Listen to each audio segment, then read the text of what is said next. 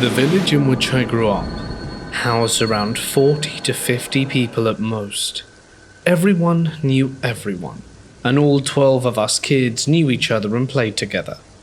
Naturally, some of us grouped together and explored the surrounding area, since there wasn't much in the way of entertainment back then in the mid to late 90s in rural Ohio. The village was old, and the furthest back I could find about the village documentation-wise was that it was established back in the 1790s as a small trading hub for the local area, as Ohio didn't become a state until 1803. My village had a single church in the center of it, an old schoolhouse converted into an actual house just next to it, and a pasture behind it, with thick woods surrounding 3 of the 4 sides of the small town. My dad grew up around the area, and he was full of legends and stories about there.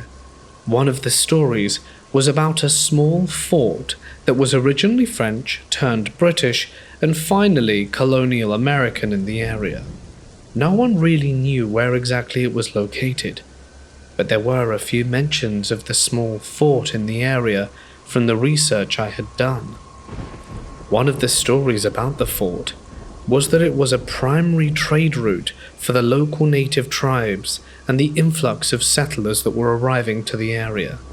Naturally, conflicts arose as more and more people settled in the surrounding area, and eventually all-out conflict ensued between the settlers and native tribes. The fort was said to have been destroyed by a fire. People on both sides slaughtered each other, and eventually the natives were driven from the area with the help of a local militia. My dad always told me the land wasn't good, tainted in ways with bad energy. I guess that when entire families are slaughtered and people driven from their homeland, it can cause some long-term ill effects. When us kids were playing, we were always told 2 things: that if the woods get quiet, you leave immediately. And if your name is called out when you're way out in the woods, don't respond. Immediately go home and never look back. Pretend you never heard it to begin with. Everyone in the village knew how quirky the area was. Most days were the usual bland days, but some, it was like a fairy tale. Periodically other days it could be like a nightmare. Now the people of the woods were probably the most common entity everyone in the village knew of, and were generally treated with respect and given a wide berth. Some other things were generally best left well enough entirely alone. But now it's time for my experience. When I was 10 years old, I was overcome with an insatiable desire to go camping. It was mid-August and so hot and muggy during the day, but rather mild and cool at night. I gathered 2 of my friends and told them about it, and they both liked the idea. Now generally, no one really camped in our woods. My parents, along with many others, really didn't like the idea of a group of 10 to 11-year-olds camping alone. My dad said we could, as long as he came with us to make sure we were safe. I agreed reluctantly, as prior to that night, I went out to scout for a good area to make camp at, and I knew of a fairly decent place that was close to the creek, relatively flat, and not too difficult to get to.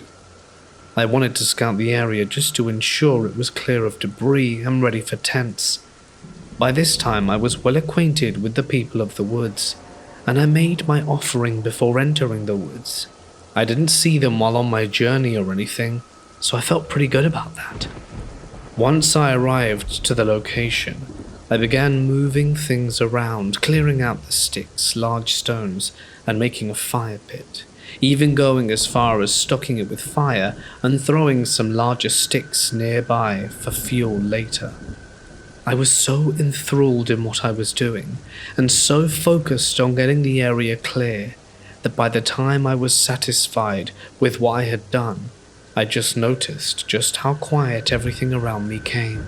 And when I say quiet, I mean deadly silent. No birds, bugs, nor even the wind, the noise amongst the leaf litter made. I immediately shut down everything I was doing and stood there looking around, slowing my breathing, just trying to listen for the faintest sound I could. I don't know how long I stood there motionless, a few minutes, and then, in the far distance, I could hear a crow call, and almost immediately I began hearing the chirping of robins and even a faint whistling from the wind in the trees. The hairs on my arms and neck were on end, and I figured, well, maybe it was just me making a ruckus that everything nearby quieted down because of it. Content with that logical reasoning, I began making my way back home to pack up for the night. Around 6 p.m. that night, my two friends made their way over with backpacks, tents, and both me and my dad were finishing up dinner. All four of us made ready with everything we needed and began trekking out to the site I had prepared. Nothing all that noteworthy happened going to the site, even after setting up our tents, lighting the fire, and making s'mores. It was shaping up to be a pretty fun night and rather enjoyable. Once we started to get ready to crawl into our tents for the night at around 11, the wind began picking up, and my dad said we may be in for some rain, but he didn't seem to have a look of contentment, as my dad loved the rain. It was like he felt something was off, and it wasn't before long all of us started to feel that way as well. We all ended up crawling into our tents anyway, since it was night and possible rain incoming, and trekking back home would have sucked. We should have walked back. We situated our tents in a half circle around the fire pit, which all were facing the creek, and the back of the tents facing the wood line. My dad was to the left of me in his military surplus tent, me in my cheaper Walmart single-person tent that was barely big enough for me, and my two friends to the right in their own. The wind howled for some time, half an hour to an hour before it calmed down, then it got quiet. No crickets, no wind, no wildlife.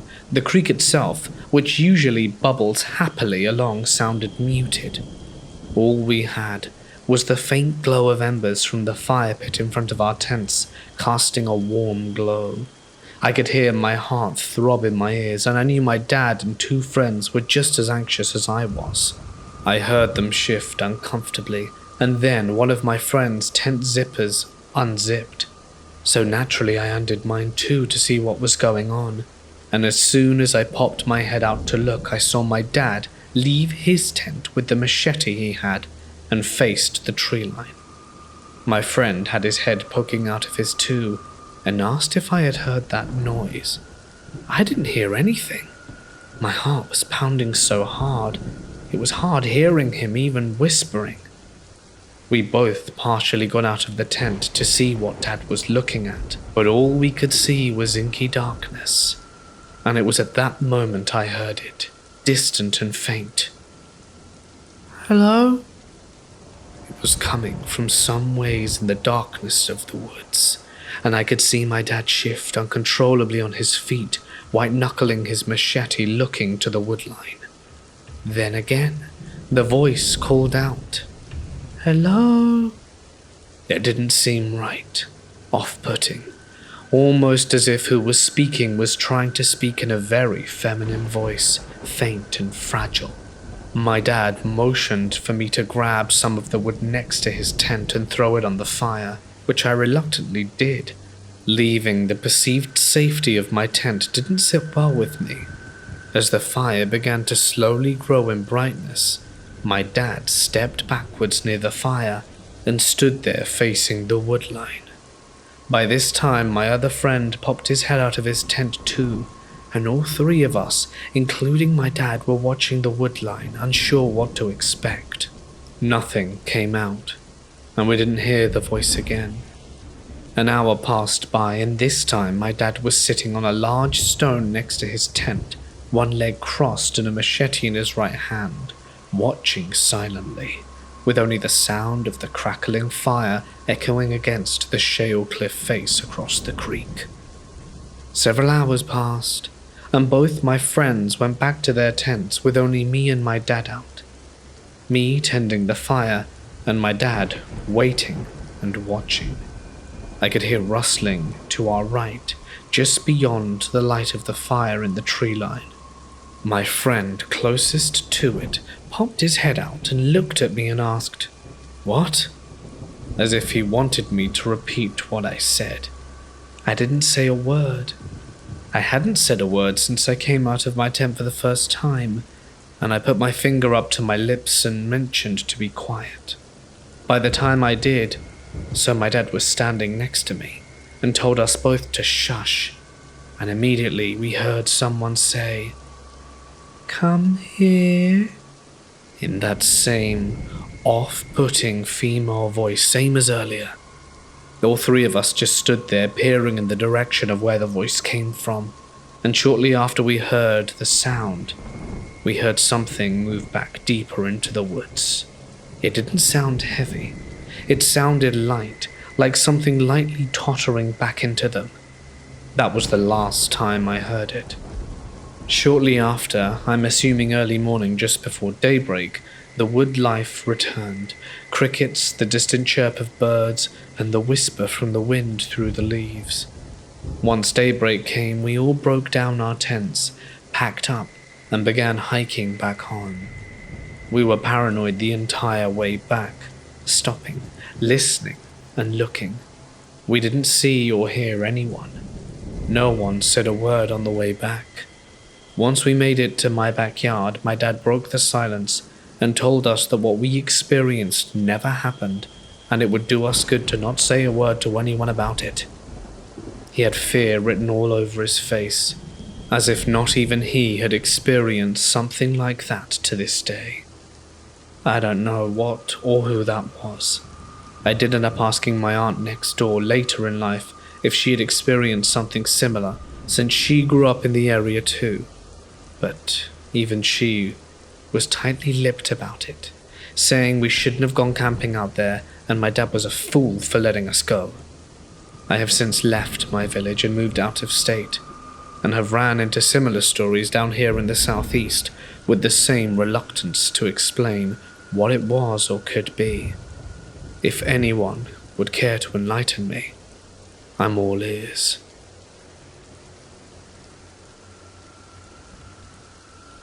A few years ago, I used to travel around Japan taking photos. I was really into photography. I was particularly interested in taking shots of abandoned buildings.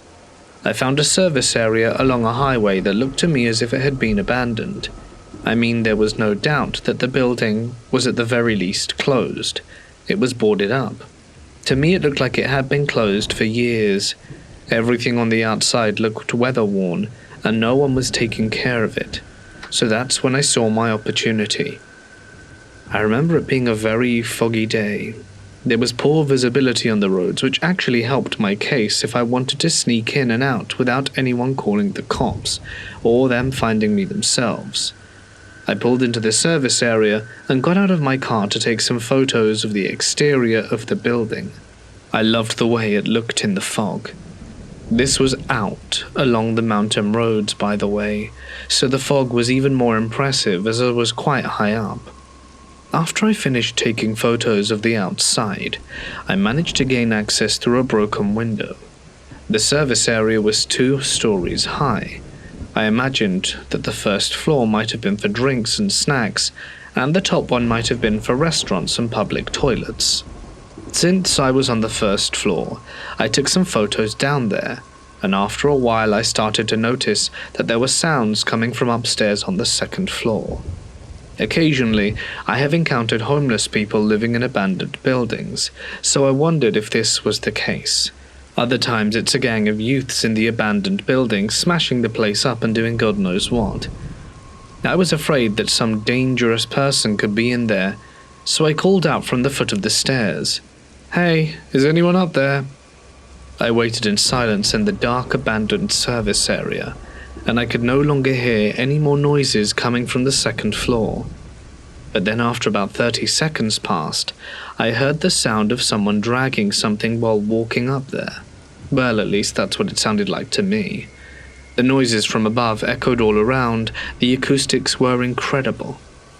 I felt my brow get a little sweaty. The picture as I saw it was one of a person upstairs refusing to respond and making me aware of their presence. But of course I wondered if whoever was up there heard me or not. Maybe I wasn't loud enough. So I walked over to the foot of the stairs, crunching on broken glass, and as I went I shouted, "Hey, is anyone up there? I'm just taking some pictures, I mean you no harm. Do you mind if I come up and take a few pics of the second floor? I won't be long." I heard my own voice reverberate through the service area, and I know that I had been loud enough this time. I waited on bated breath for a reply on the second floor. I was expecting a voice, but that wasn't the type of reply I got. It sounded to me like someone started hitting something very heavy on the ground, like a metal bat or something. It did this slow and steady, intimidating banging sound on something metallic. It went bang, bang, bang. "Sorry," I called out.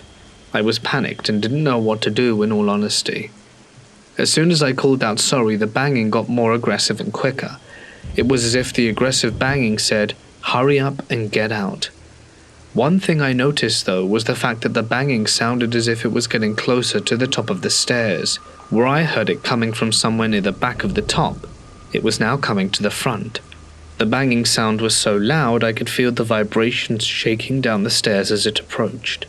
I didn't stick around to find out what it was. I took off running as fast as I could and leapt through the broken window that I had climbed in through so carefully earlier. I ran to my car without looking back, and it was only when I started my engine that I noticed that my palm was bleeding. I must have cut it going through the window. My steering wheel was now covered in my own blood, but that did not deter me. I don't really know what was up there. I looked it up on the internet to see if there were any blog postings about the place, and I was able to find a couple of ghost hunter blogs about the service area. They claimed to have heard voices and banging sounds coming from the second floor. I can attest to that for sure, but one thing I'm a little cautious over doing is attributing the noise that I heard to anything paranormal. The blogs I read all seemed to believe that there was some paranormal activity going on up there, but what I feel like I experienced was something else entirely. A person, a prank, or like they say online, some kind of entity. Something that has made the rundown service area its home. Whatever it was pretty scary, and I won't be going back to take a second look. Residents of Prince George's County, Maryland, USA, have reported seeing a cryptid known as the Goat Man, a half-man, half-goat creature that stands around 7 foot tall. The Goat Man is said to haunt the woods and roadsides in the area, and there have been reports of aggressive encounters and car accidents involving the creature. Imagine you're driving somewhere in the remote part of Prince George's County, Maryland. All around you, the thick forests line the side of the road, silent and ancient tree trunks making a makeshift barrier on each side. Too dense to see through, too tall overhead to even get a proper or constant view of the night sky above. And it's been a long time since you saw another vehicle. The peace and solitude of a night drive, the feeling of being the only person around, songs on the radio and nothing in front of you, but ever diminishing miles towards where you need to be. Suddenly you hear a bang and the car pulls to the right. Even as you jump on the brakes and turn around the skid, you know your tire's blown. You grind to a halt in the loose gravel by the roadside and curse your bad luck. Turn off the car, open the door and let it slam in the otherwise silence. Watch your breath rise in clouds of steam into the freezing night air. Look towards the back of your car and see what you already know to be true before you saw it. Time to get the spare out and get to work. Looking both ways, you can't see or hear anything. No headlight, not a bird, not a sign of life. Your tools land on the road with a clang and you set about the job. Luckily, it doesn't take you too long, but even in that short time, there's a sweat on your back and across your brow that feels cold against your skin. Flinging the burst tire and the tools back into the car, you get into the driver's seat, turn the key, and listen to the engine rumble back to life. The radio cuts back in, some DJ stationed God knows where rambling over the intro to the next song. The relief only lasts a moment. As the headlights come on and the darkness ahead is split, it seems as though you can see something ahead in the gloom. It looks like two red glowing spots, maybe the taillight of another driver far ahead on the same godforsaken stretch of road you found yourself on. They blink out of existence for just a moment before reappearing. It doesn't seem like they're getting any larger or smaller, not moving away or coming closer to you. With a hand that barely feels like your own, you reach down and turn the key to kill the engine. The radio dies with the engine, and the lights shut off again. Stepping back out into the frigid air, you strain your eyes through the darkness to try and spot whatever it was you think you saw. A few steps forwards, down the road, a few more now. Equal parts of you are telling you to get back in the car and hit the gas, but something is making you want to find out what you were looking at. And sure enough, there they are again, dimmer now would seem, red and glowing, eye level or higher. Going black for a fraction of a second, then resuming their steady light. You stop in your tracks and listen to the nothingness, seeing your breath plume out in cold clouds all around you. A quick glance over your shoulder to confirm how far away the car is. A quicker look back to see the red lights now moving ever so slightly. And for the first time you hear a noise, not quite a footfall, but the sound of something stepping on the road, followed by a second. It sounds more like hooves than anything else. It only takes a second more for the thought to flash across your mind. These are eyes that I can see. Eyes of someone or something that has started moving towards me.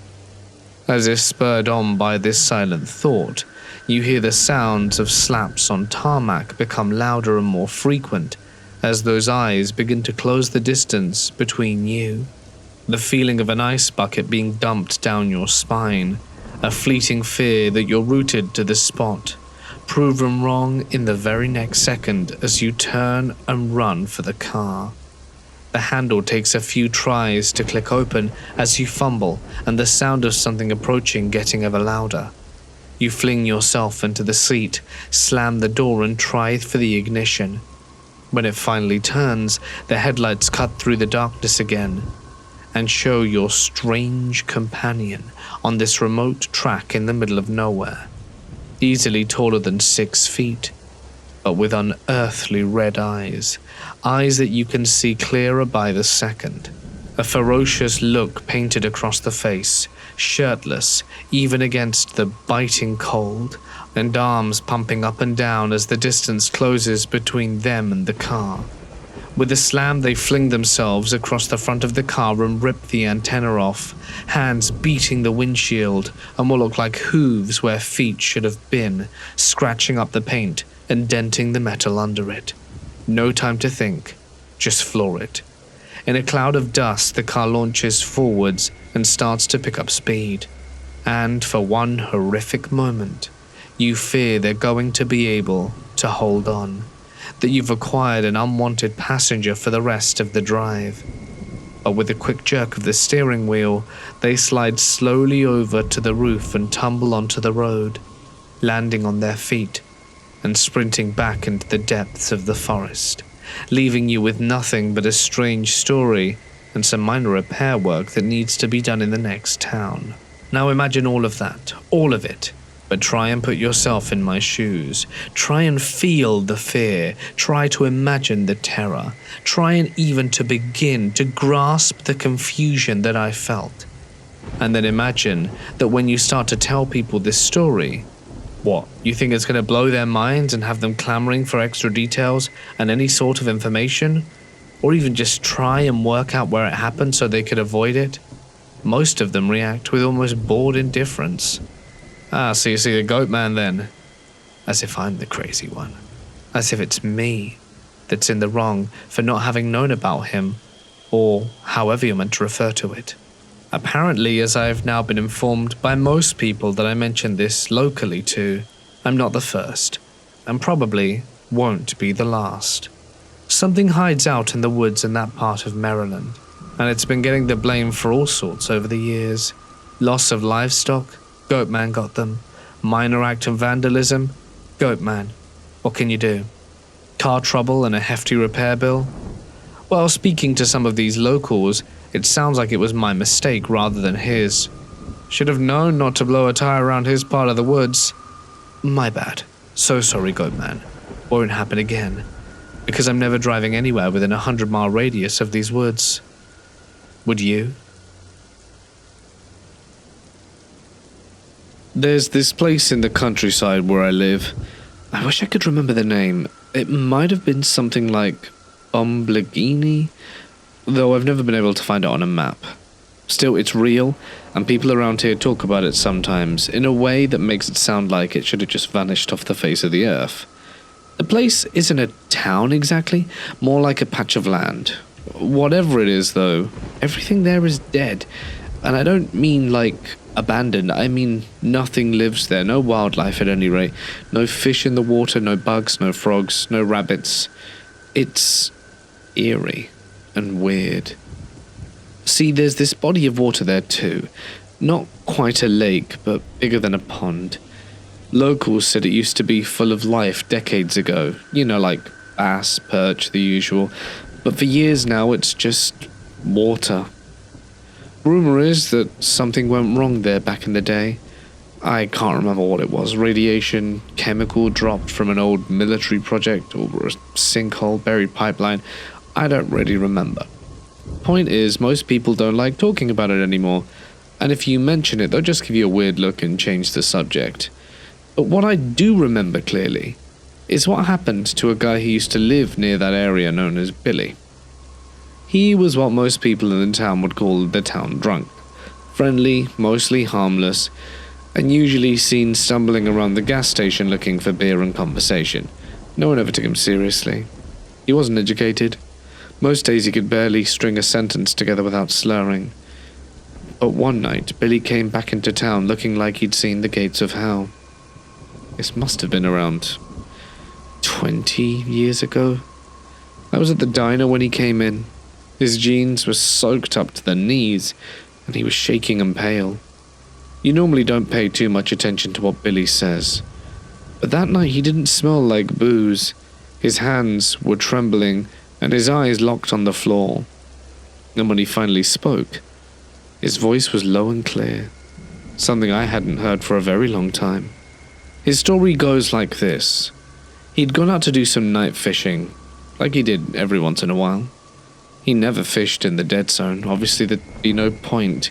He found a little spot about half a mile upstream from where the river still moved and the water was clear. He'd set it up just before dark, tossed his line in and leaned back on the bank with a cig. It was quiet, dead quiet. And then just past midnight he heard a splash. At first he thought it was a deer or maybe a wild pig. But then he saw it, maybe 30 feet downstream. Something was crawling down the opposite bank. It looked like a pig, he said. Same low body, same bulk. But something was different. It didn't move like a pig. Its joints bent weird, its back hunched and swayed in a way that didn't seem right. He watched it wade into the water without a sound. No snorting or splashing beyond the first step, and it moved almost gracefully, like it was used to it, and swam across with no hesitation. And then, when it got to the other side, it did something Billy couldn't explain. It stood on its back legs like a man. He said it rose to its feet slowly, long limbs unfolding from the hunched shape. Its back straightened and its arms dropped down to its sides. It didn't look like a pig anymore, not even close. It was tall and wiry, and it walked out the river like it had done it 1,000 times. It didn't look around, didn't run, didn't even look at him. It just disappeared into the tree line like it had somewhere to be. Billy sat there frozen, his line slack in the water. Finally, he snapped out of it when his cigarette burnt down to his fingers. He didn't pack up his gear, he didn't even grab his tackle box. Just turned and walked straight back into town in the dark. People didn't believe him, obviously. Some laughed it off. Others said he was finally losing it, but I remember the look on his face, the way his voice dropped when he described the thing standing out in the river. I'd known Billy most of my life. He lied plenty of times about how many fish he caught, and about how he used to be a soldier. but he never looked like that.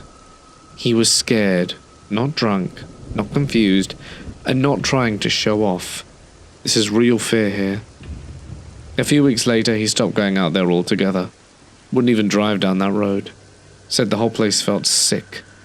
Told me once over a smoke outside the store that it had eyes. He passed away a few years back, alone in his trailer at the edge of town. A few of us went through his stuff to clean up, and we found his old tackle box and a few notes scrawled inside. It just said, "There's something in the water." We all figured what it meant. I don't know if it was real, but I do know that no one fishes out that way anymore. One night my friends and I were driving in my mate Henry's van, and we were at a stop sign, Midwest suburbs, quiet night with no one around, when suddenly a bright green ball of light about the size of a basketball rose up from the pavement, hovered about 4 feet in the air, grew rapidly to the size of a sedan and vanished.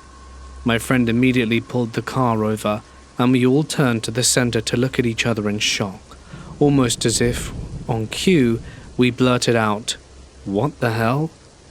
We were all sober, and all saw exactly the same thing. I did some research, and the closest explanation I found was ball lightning, but that shouldn't have occurred so close to the ground, or have risen from it, or hovered and expanded, and to this day, I still have no satisfying explanation. Me and my friends were having a fire and a beer in the woods. We looked up at the sky after we put the fire out, and saw what looked like a star shoot across the sky, and all of a sudden it stayed completely still. I've seen many shooting stars in my time, big and small, but never have I seen one stand still. Not only that, it violently started to shake, like watching a pan of water boil, and we literally watched it shoot back off into space. We both turned to each other at the exact same time and said, "Did you see that?" We couldn't believe what we had witnessed and immediately started looking up for some sort of explanation. But to this day, we have yet to find one. This happened around 1994 when I was 7 years old. We were living above a convenience store in a major city in the US in a small apartment. Me and my older sister were sharing a room. We used a bunk bed as a normal bed. It was just 2 of us though, because we had a half-sister who would stay with us sometimes. One night I woke up because someone had turned the light on in our room, but once my eyes adjusted I realized it was actually a floodlight or something coming from the window. I go to the window and see a triangular craft floating silently about 30 feet above the street. I was stricken with a strange fear, even though at the time I had no idea what I was looking at. When I say I was stricken with fear, I mean I was so petrified I couldn't move. I couldn't even call out for help. I looked at the street below because I reasoned that someone had to also be seeing this, but instead all the cars were at a standstill. The traffic lights were still working and no one seemed to be acting out. In fact, it seemed as though I was the only one who noticed the giant flying thing in the sky, some 30 feet above them. I looked back up to the craft, and it shone a floodlight back into my window which blinded me. I passed out or something because I woke up the next day with the memory. Now here's what makes me believe it was not just a dream. 1. I had went to sleep on the top bunk but woke up on the bottom. 2. Years later I was watching a documentary on UFOs, and one of the drawings a person had made of a craft they saw was exactly the same thing I had. My mother finally believed my story after all those years, because I too had drawn a picture of the thing I saw, and they were eerily similar. This happened in school on a Monday morning. I received word that a friend was in the hospital, exhausted and dehydrated. Apparently he had been missing almost the entire Sunday. When me and my friend spoke to him and asked him what had happened and where he had been, he told us something that was quite unsettling. Apparently he was bored on Sunday and felt like taking a walk with his Walkman on a known running route through the woods. The route isn't that long, takes about half an hour to get around it if you run, so about 5 kilometers, 3.1 miles. So here he is walking on a known path at noon through the woods, minding his own business, when suddenly he blacks out, waking up 13 hours later, and about 7 miles from where he was at the time he blacked out. He was found later by police and taken to the hospital. He doesn't recall anything from the period of blackout. He said his legs were hurting from the running and walking, but he didn't have any scrapes or bruises, and on what level of consciousness he was during the blackout. How would he have reacted if someone recognized him and tried to talk to him? I mean, think about this.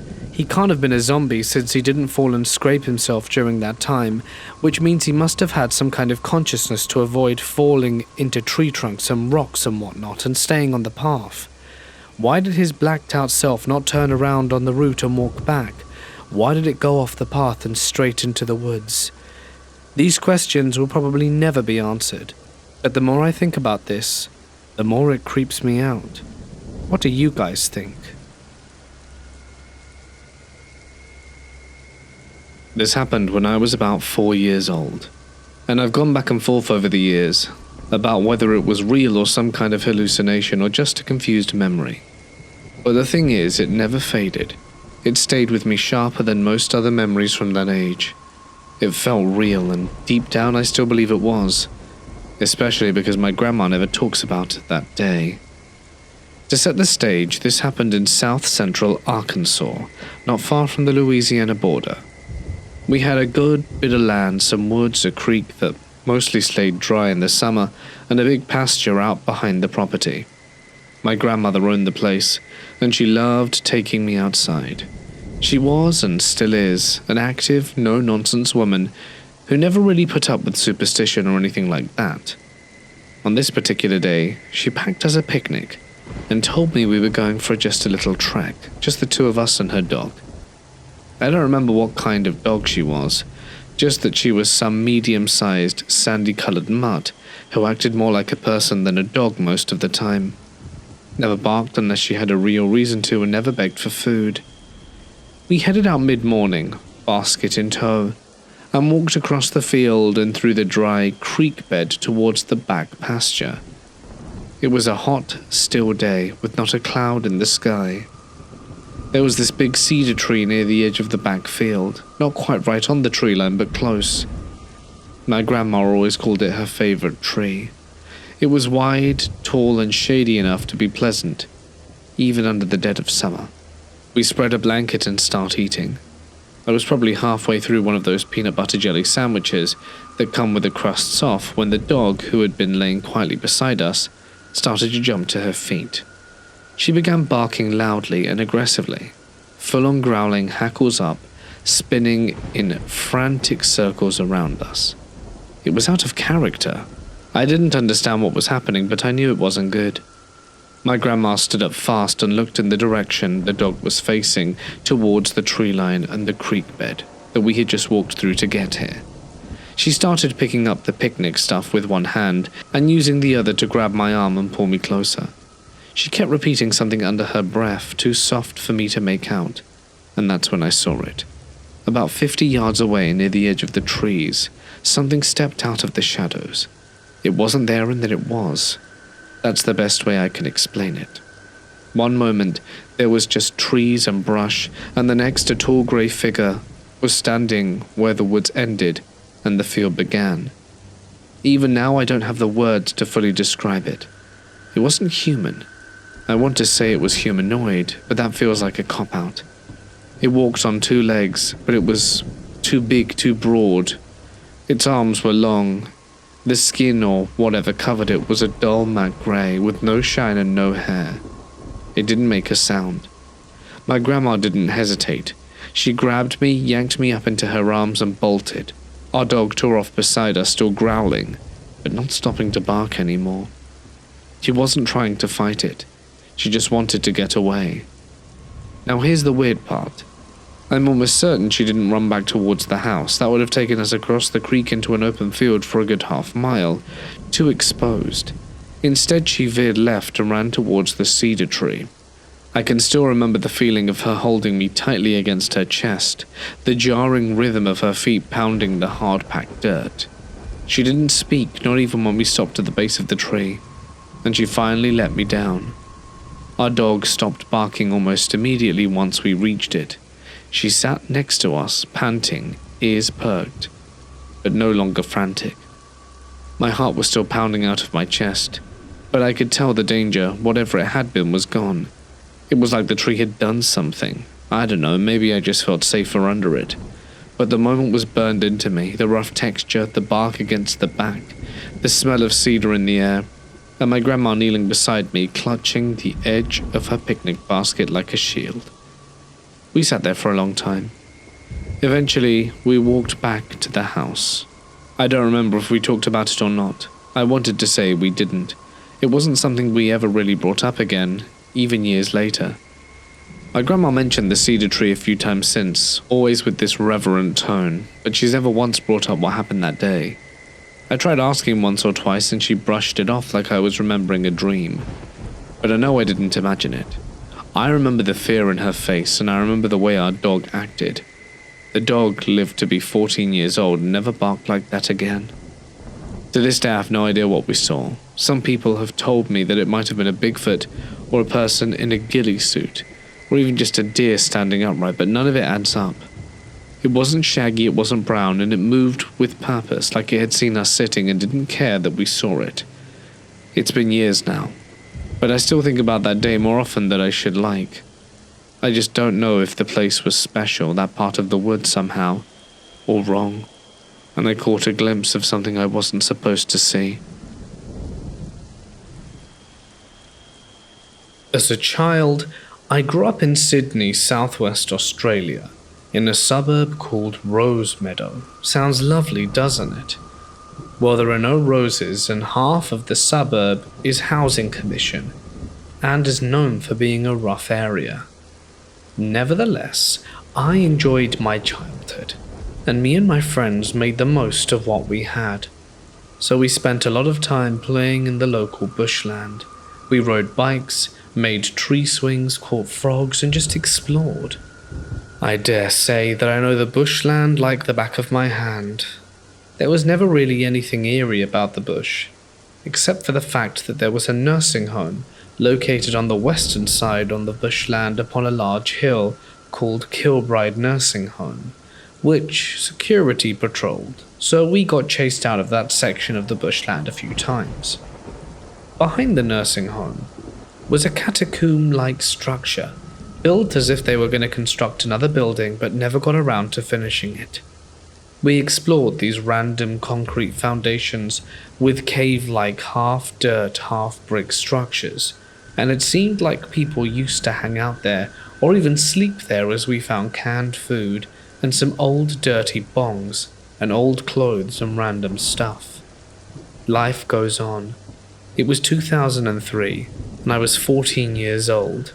I had dabbled with weed and thought it would be an awesome idea if me and my two friends pitched a tent on the western side of the bushland, further down a valley from the nursing home, so that we weren't too close to the security cars and patrol paths. We bought a $40 tent from Kmart, and at around 4 p.m. hiked to the chosen location to set up the tent before the sun went down. I managed to get my hands on some weed, had a bong, and it was the three of us, our first time properly smoking. We were all excited, as I imagine most kids would be when they're about to experience something new and exciting. We did not tell anyone about our plans, as we knew we were going to experiment with drugs and didn't want anyone, including our parents, finding out. The sun went down, and I remember we had a little fire going, and we all had a cone each.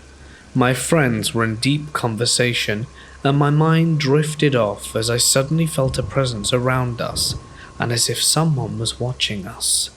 My ears pricked up, and I felt super sensitive, thinking I could hear rustling in the distance, but wasn't quite sure. My two friends were having a great old time, giggling like schoolgirls as they sat across the fire from me, blaming it on the weed. But I got paranoid, and flailed my arms around and sternly let out a shh to my friends. They looked at me, and I whispered, "Did you hear that?"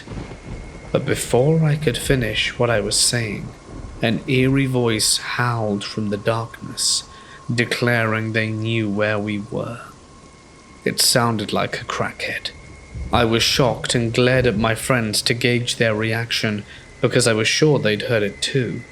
And yes, after about 2 seconds of all of us frozen in shock, we jolted up, and our instincts had us running back towards the nursing home to exit the bushland. While running, I saw a large, dark silhouette figure of what resembled someone in a cloak, like a grim reaper, standing on top of the catacombs' half-built infrastructure as we ran through the valley. When I saw the figure, I remember thinking, what the hell was that? But there's no way I was going to go back and investigate more. We finally reached the exit of the bushland and looked back in relief and confusion at the bush, in which point we all saw a white apparition at the bottom of the hill coming towards us. We continued to run back to my house as it was close to the bushland. My friends confirmed that that just happened and that we all experienced the same thing. Pretty sure we just slept at my house that night, not wanting to return to the bush until the sun came out. The next day we went back to the tent and cleaned up our mess, and although we had a bad experience during the night, playing in the bush was our thing, so we continued to do it during the light hours. As we were playing by the tree swing, which was about 15 meters from where the tent was the night before, we suddenly heard the shrieks and screams from what sounded like a young girl, who then yelled, "Help me," and the sound of someone starting up a chainsaw. I looked over the mound of where the tree swing was, but couldn't see much through the thick shrub. I didn't even think people could get out this side of the bush, as there was no flat ground or pathways, just thick bushland. So once again we all ran back to my house and got my dad to bring my dog to help us search. What was very bizarre was that when we all reached my house, there was an old Asian man riding his bike around the front of my house with a bucket on his head. I'd seen this guy in town before, but why was he wearing a strange bucket? He was circling my house, and the look he gave me made me very uncomfortable. We took my dog down to the bush again and found nothing. These experiences have made me wonder and think sometimes, even question me and my friend's sanity. Were we going through a shared psychosis? Was the guy on the bike in some way trying to mess with us? Who yelled out to us, and who was the girl screaming? Was there actually a crazed maniac with a chainsaw ready to slaughter someone? Did the nursing home hold dark secrets or entities that were playing tricks on people in the bushland? To this day, I don't know the truth, and probably never will. And if anyone who hears this knows Rose Meadow Bush and has had a similar experience, I would love to know about it. Thank you. I'll never forget my 20th birthday. Not because I had a great party, went out with my friends or my family, or even had a memorable celebration. No. My 20th was a night I'll always remember for completely different reasons. It was late, past midnight, and I was on a mountain road fuming after a huge argument with my boyfriend. He had gotten so angry that he kicked me out of his car and left me stranded in the parking lot of an observation point at the top of a mountain. I had my phone and thought about calling a friend or even the police, but I was young and dumb, and honestly I wanted a cool story to tell. So I walked down a mountain all alone in the middle of the night. It sounded badass, so I started walking. The road had streetlights here and there, but they barely worked. The glow was faint and flickered occasionally, making everything feel 10 times creepier. I was regretting my choice quite early into my walk, but I didn't want to think of the alternative, calling someone. I was determined. The walkway wasn't too bad, at least there was one, but the silence of the mountains was unnerving. Still, I was so angry that fear hadn't fully set in yet. A few cars passed me as I trudged downhill. Some sped by without a second glance, while others slowed almost to a crawl. One car in particular drove so close to the edge of the road that I thought they might stop. But when I turned to look, the driver seemed startled and sped away. Probably thought I was a ghost or something. The thought made me chuckle despite myself. Then out of nowhere, a man's voice called out, "Hey, you alright?" I yelped, my knees buckled, and I nearly fell. "Oh, didn't mean to scare ya." I turned and saw a white car idling behind me. A guy about my age leaned out of the driver's side window.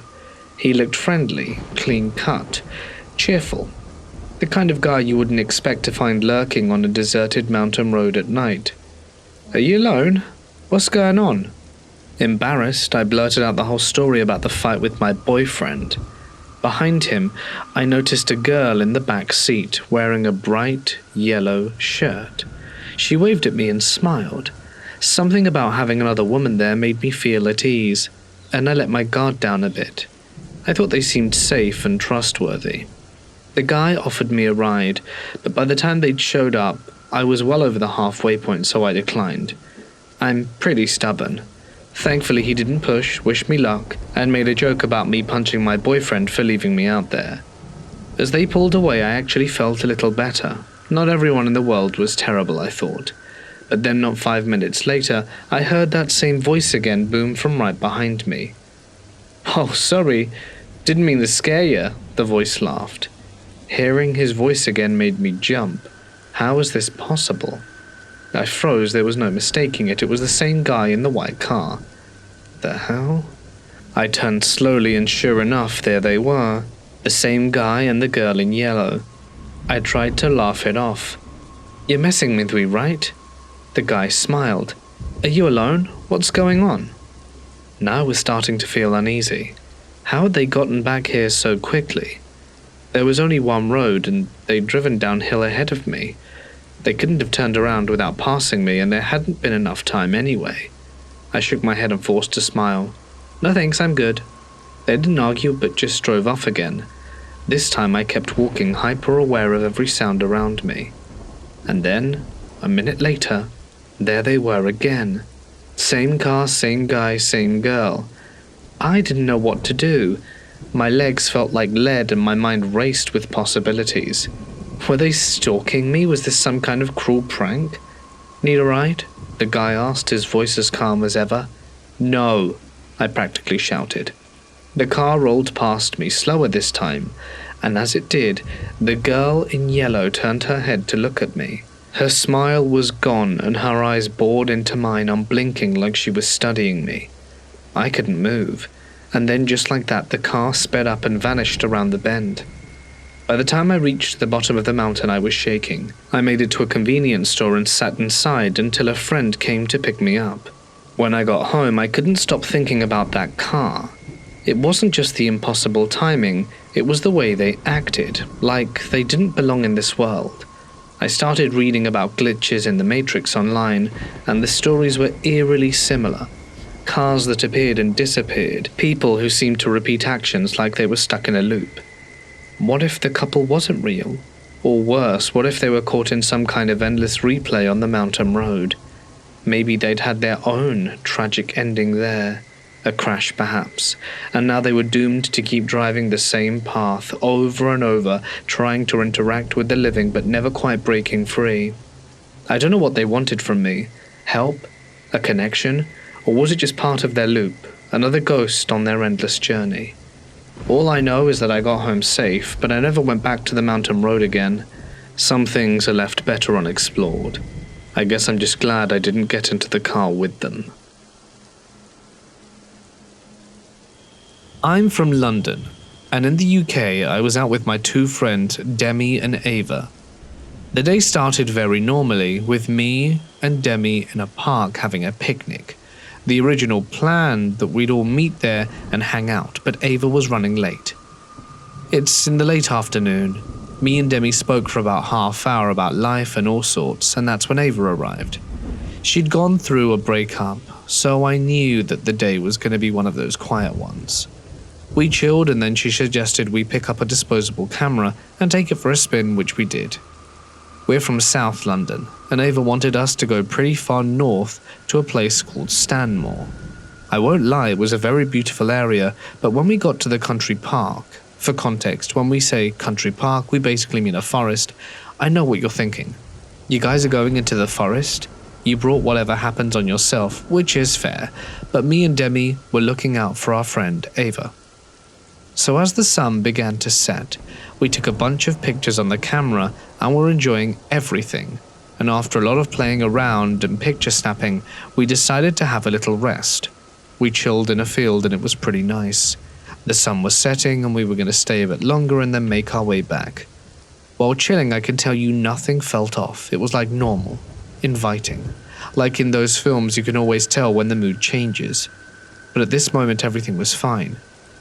A little later, I really needed to go to the toilet, so I left the girls and darted into the forest. I knew they wanted to have a chat about the breakup, so I decided to let them have it.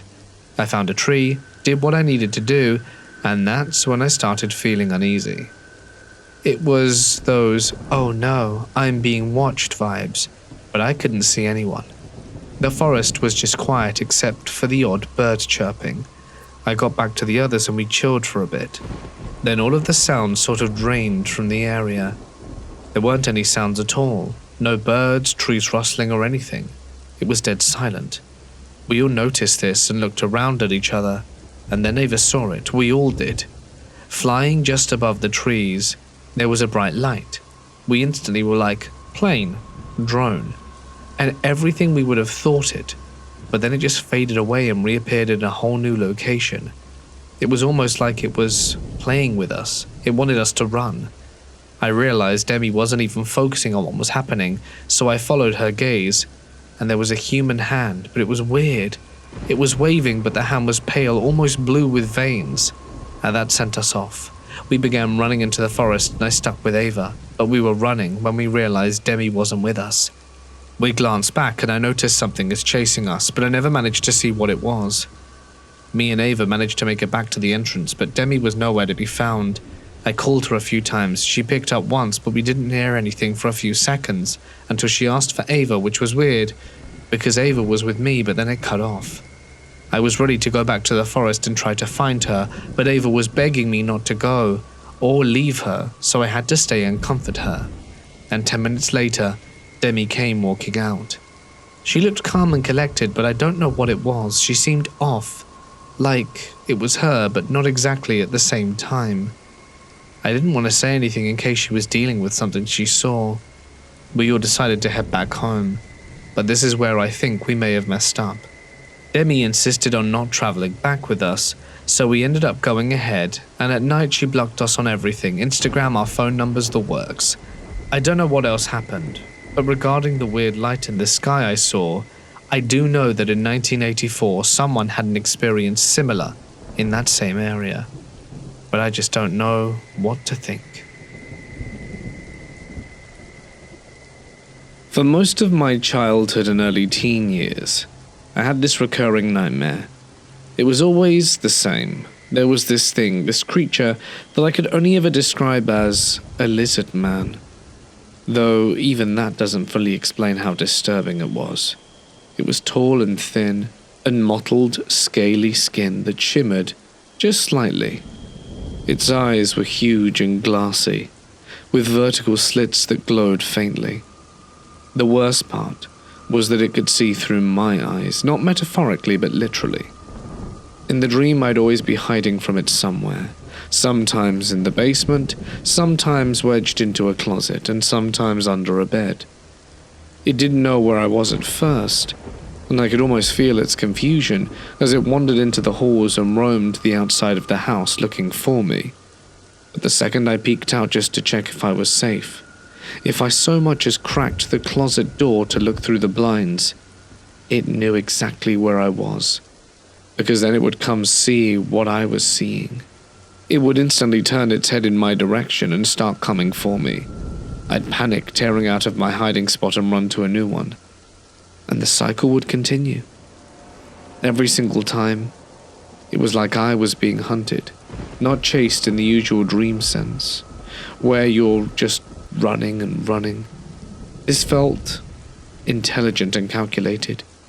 Every move I made, every decision to peek or breathe too loudly felt like it mattered, like it was really happening.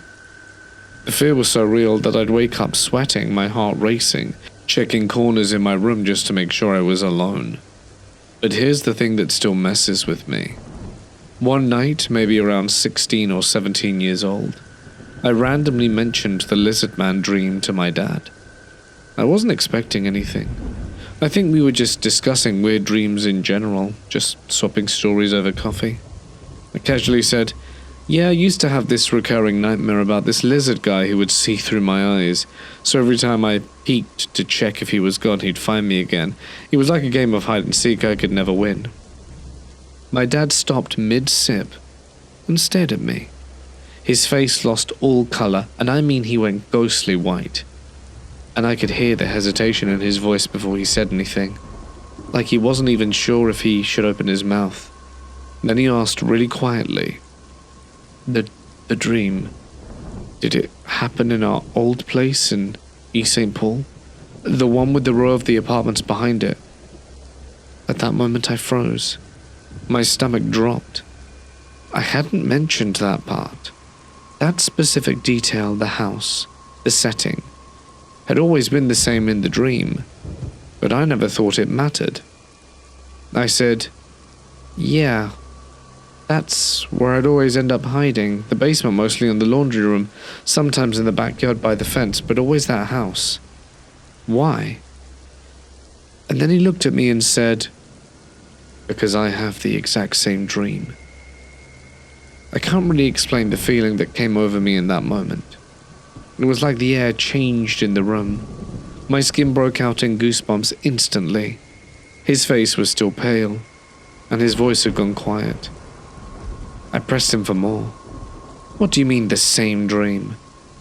As he described it, the hiding, the creature that could see through his eyes if he looked out too soon, the panic of scrambling from one hiding place to the next while trying to keep a calm mind, hoping the thing hadn't noticed him yet. And always in the same house, our old house, with the peeling white siding, the narrow kitchen, the little basement, and the exposed rafters, and that damn crawl space.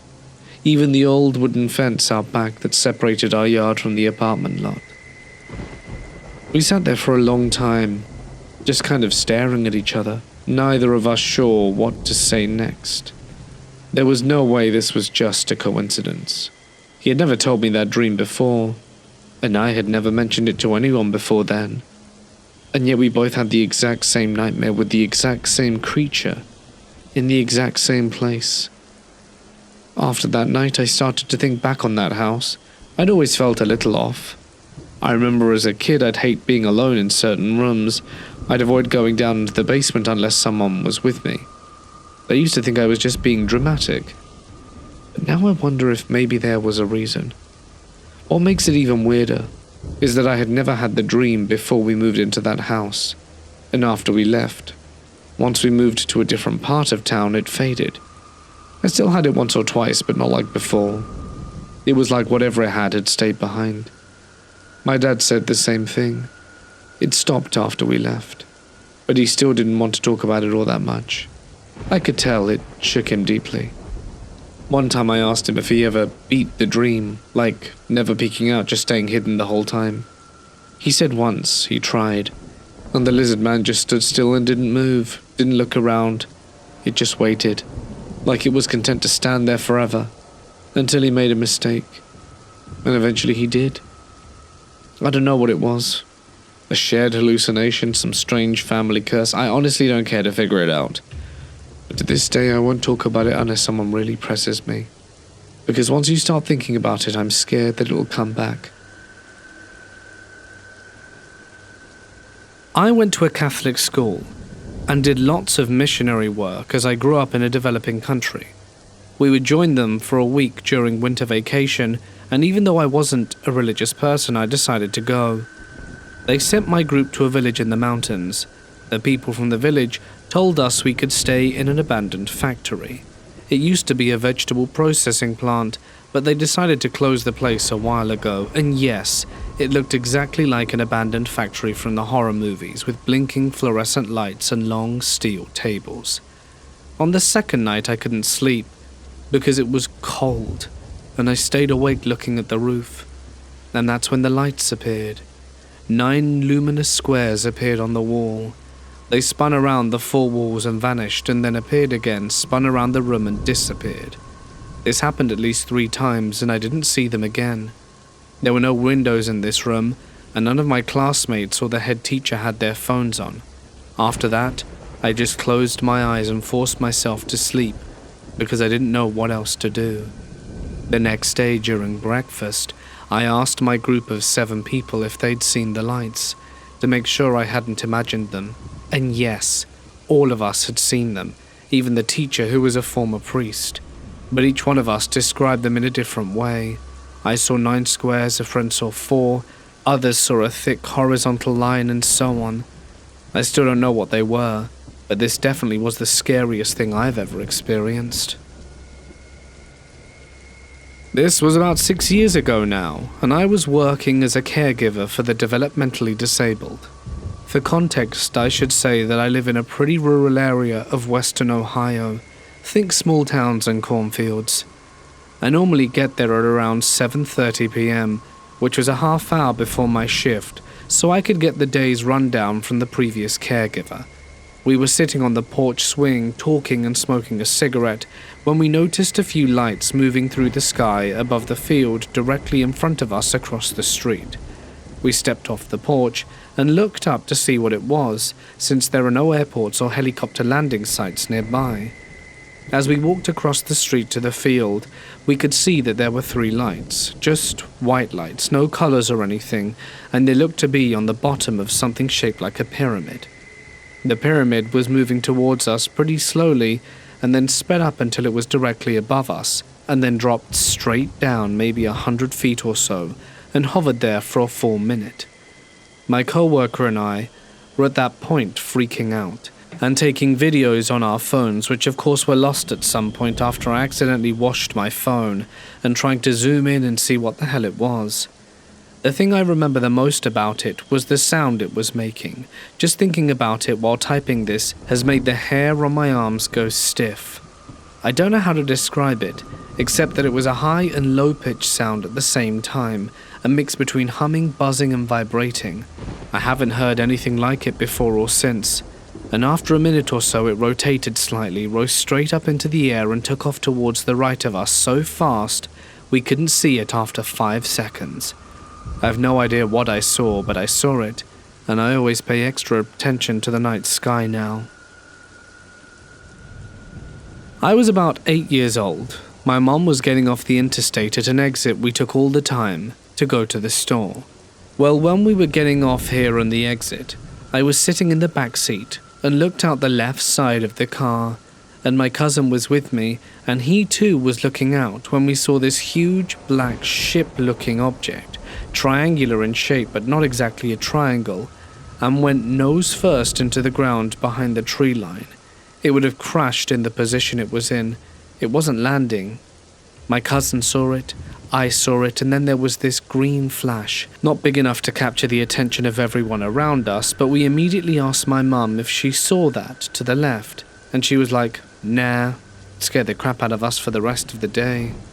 This was around 20 years ago, and after that, all I knew was that I never wanted to step foot or go near that side of town again. Funnily enough though, I have. Nothing is there besides a neighborhood and a store, but I swear to this day, I know what I saw.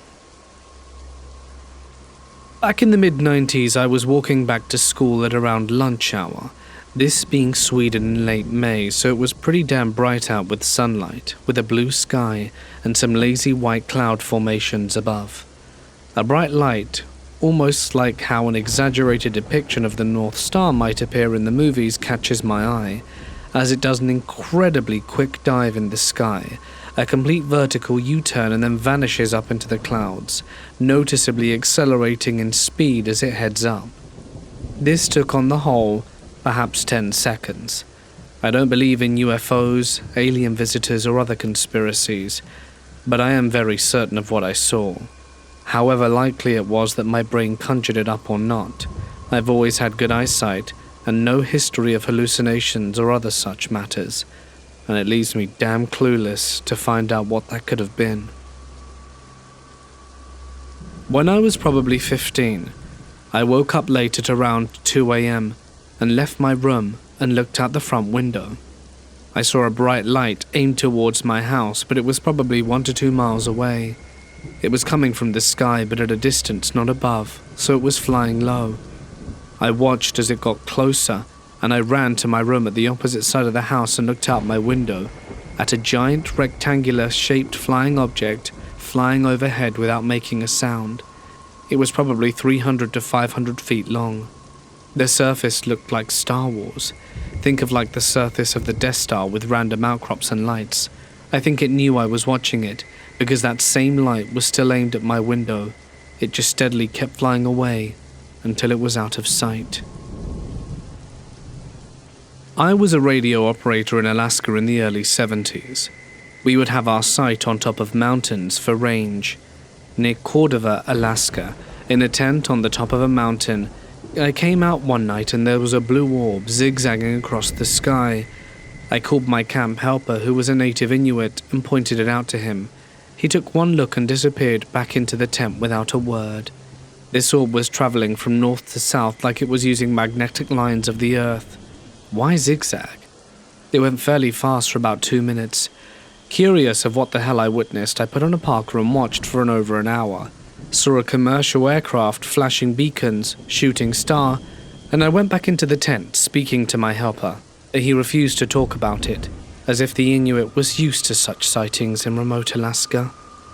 I still wonder about that though. Hey guys, it's Mort here. Thank you so much for listening. I hope that you enjoyed tonight's exclusive content. If you did, I would love to hear about it in the comments. That's it from me. I'll see you next Wednesday with even more exclusive stories. But for now, stay awesome and hopefully see you tomorrow for some ghost stories on YouTube.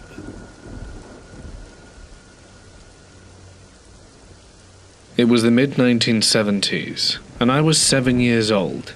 My dad worked the evening shift at the Chrysler plant on Shadeland Avenue in Indianapolis, so it was just me and my mum that night at home. The sky had settled into that deep midnight blue of twilight, with the last hint of daylight fading before the world was swallowed by darkness. Mum had tucked me into bed, turning off my light but leaving the door open. My little twin canopy bed, with its pink and white gingham-checked pattern, sat right beside my window. As I was nestled in with my stuffed animals, something outside caught my eye. Descending from the sky was a strange, see-through craft spinning very fast, but it had no blades, propellers, or rotors. Even as a child, I knew how planes and helicopters worked. But this was different. It spun rapidly, pulsing with alternating red, blue, and green lights. It looked as if it were made of acrylic or glass, smooth, almost crystalline. It moved slowly, dropping straight down in a controlled descent before coming to a stop, hovering silently just beyond my window. It stayed there, suspended, spinning and blinking. I watched in awe, trying to make sense of what I was seeing. In my child's mind, it reminded me of a Christmas light, shaped like an acorn or a spinning top without the handle. After what felt like 30 minutes, it shifted, but instead of tilting or banking like a plane would, it moved at a perfect 90-degree angle, gliding to the side before stopping again. Then after another brief pause, it returned to its original position. I was frozen in place, my breath caught in my throat. Even then, I was a pragmatic, level-headed kid and didn't make up wild stories. I knew that what I was seeing wasn't normal. But the moment that changed everything was when I suddenly realized I knew I was watching it. I don't know how I knew. There was no sound, no movement, no signal. Just a sudden, mistakable awareness that it saw me too. And the instant that thought hit me, zoom. The craft shot straight up like a bullet, vanishing into the sky at an impossible speed. I sat there stunned. My only thought was that we didn't have anything like that here on Earth. I called out for my mum, but she didn't hear me, or maybe she dismissed it as bedtime chatter. I wanted to tell her to run out of my room and explain what I had just seen, but a heavy realization settled over me. I'm just a little kid. No one would believe me. I've spent years trying to make sense of that night. I know I wasn't dreaming. I had just climbed into bed and hadn't even laid my head down yet. But the memory is still sharp. Then about a decade ago, I was watching Close Encounters of the Third Kind. I'm a huge Steven Spielberg and Stephen King fan, and there's a scene where air traffic controllers track an unidentified object over Indianapolis, a moment inspired by real-life events at the Indianapolis International Airport. As I watched, the realization hit me like a tidal wave.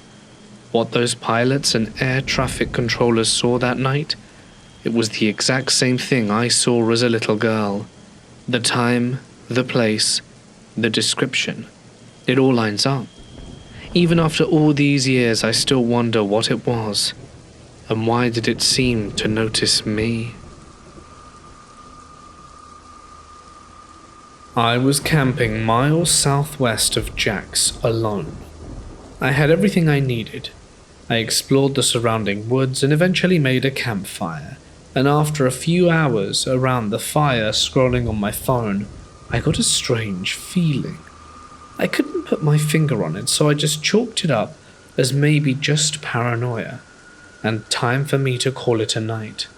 I have a habit of tying my tent zippers for whatever reason, just in case someone or something does find my camp and tries to enter my tent.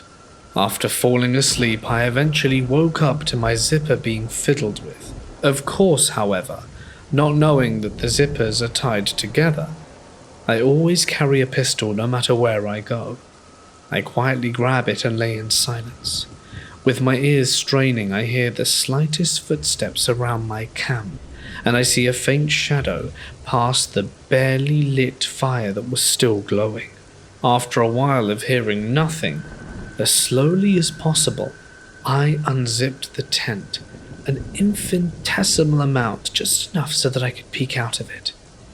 When I looked out, all the hairs on my head stood up, because I could see two men on the edge of my campsite in the faint glow.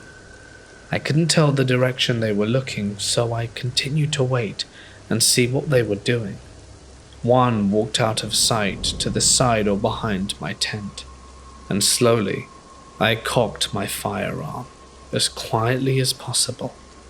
As I'm doing this, and certain that they didn't hear, the other guy out of sight whispers, and the other starts to tiptoe relatively fast towards my tent. I know I had to do something, but was worried because I might be surrounded. So I unzip it and blast my pistol right at the guy who was tiptoeing and make him drop to his knees while barely visible. I turn around to see the other guy, but it's completely dark and I can't hear him. I stood there for a second contemplating while the other guy was groaning. Out of the darkness, the guy comes flying out of the woods with a machete and slashes not inches from my pistol. I shot the man in the face, and I knew he was dead by how he fell.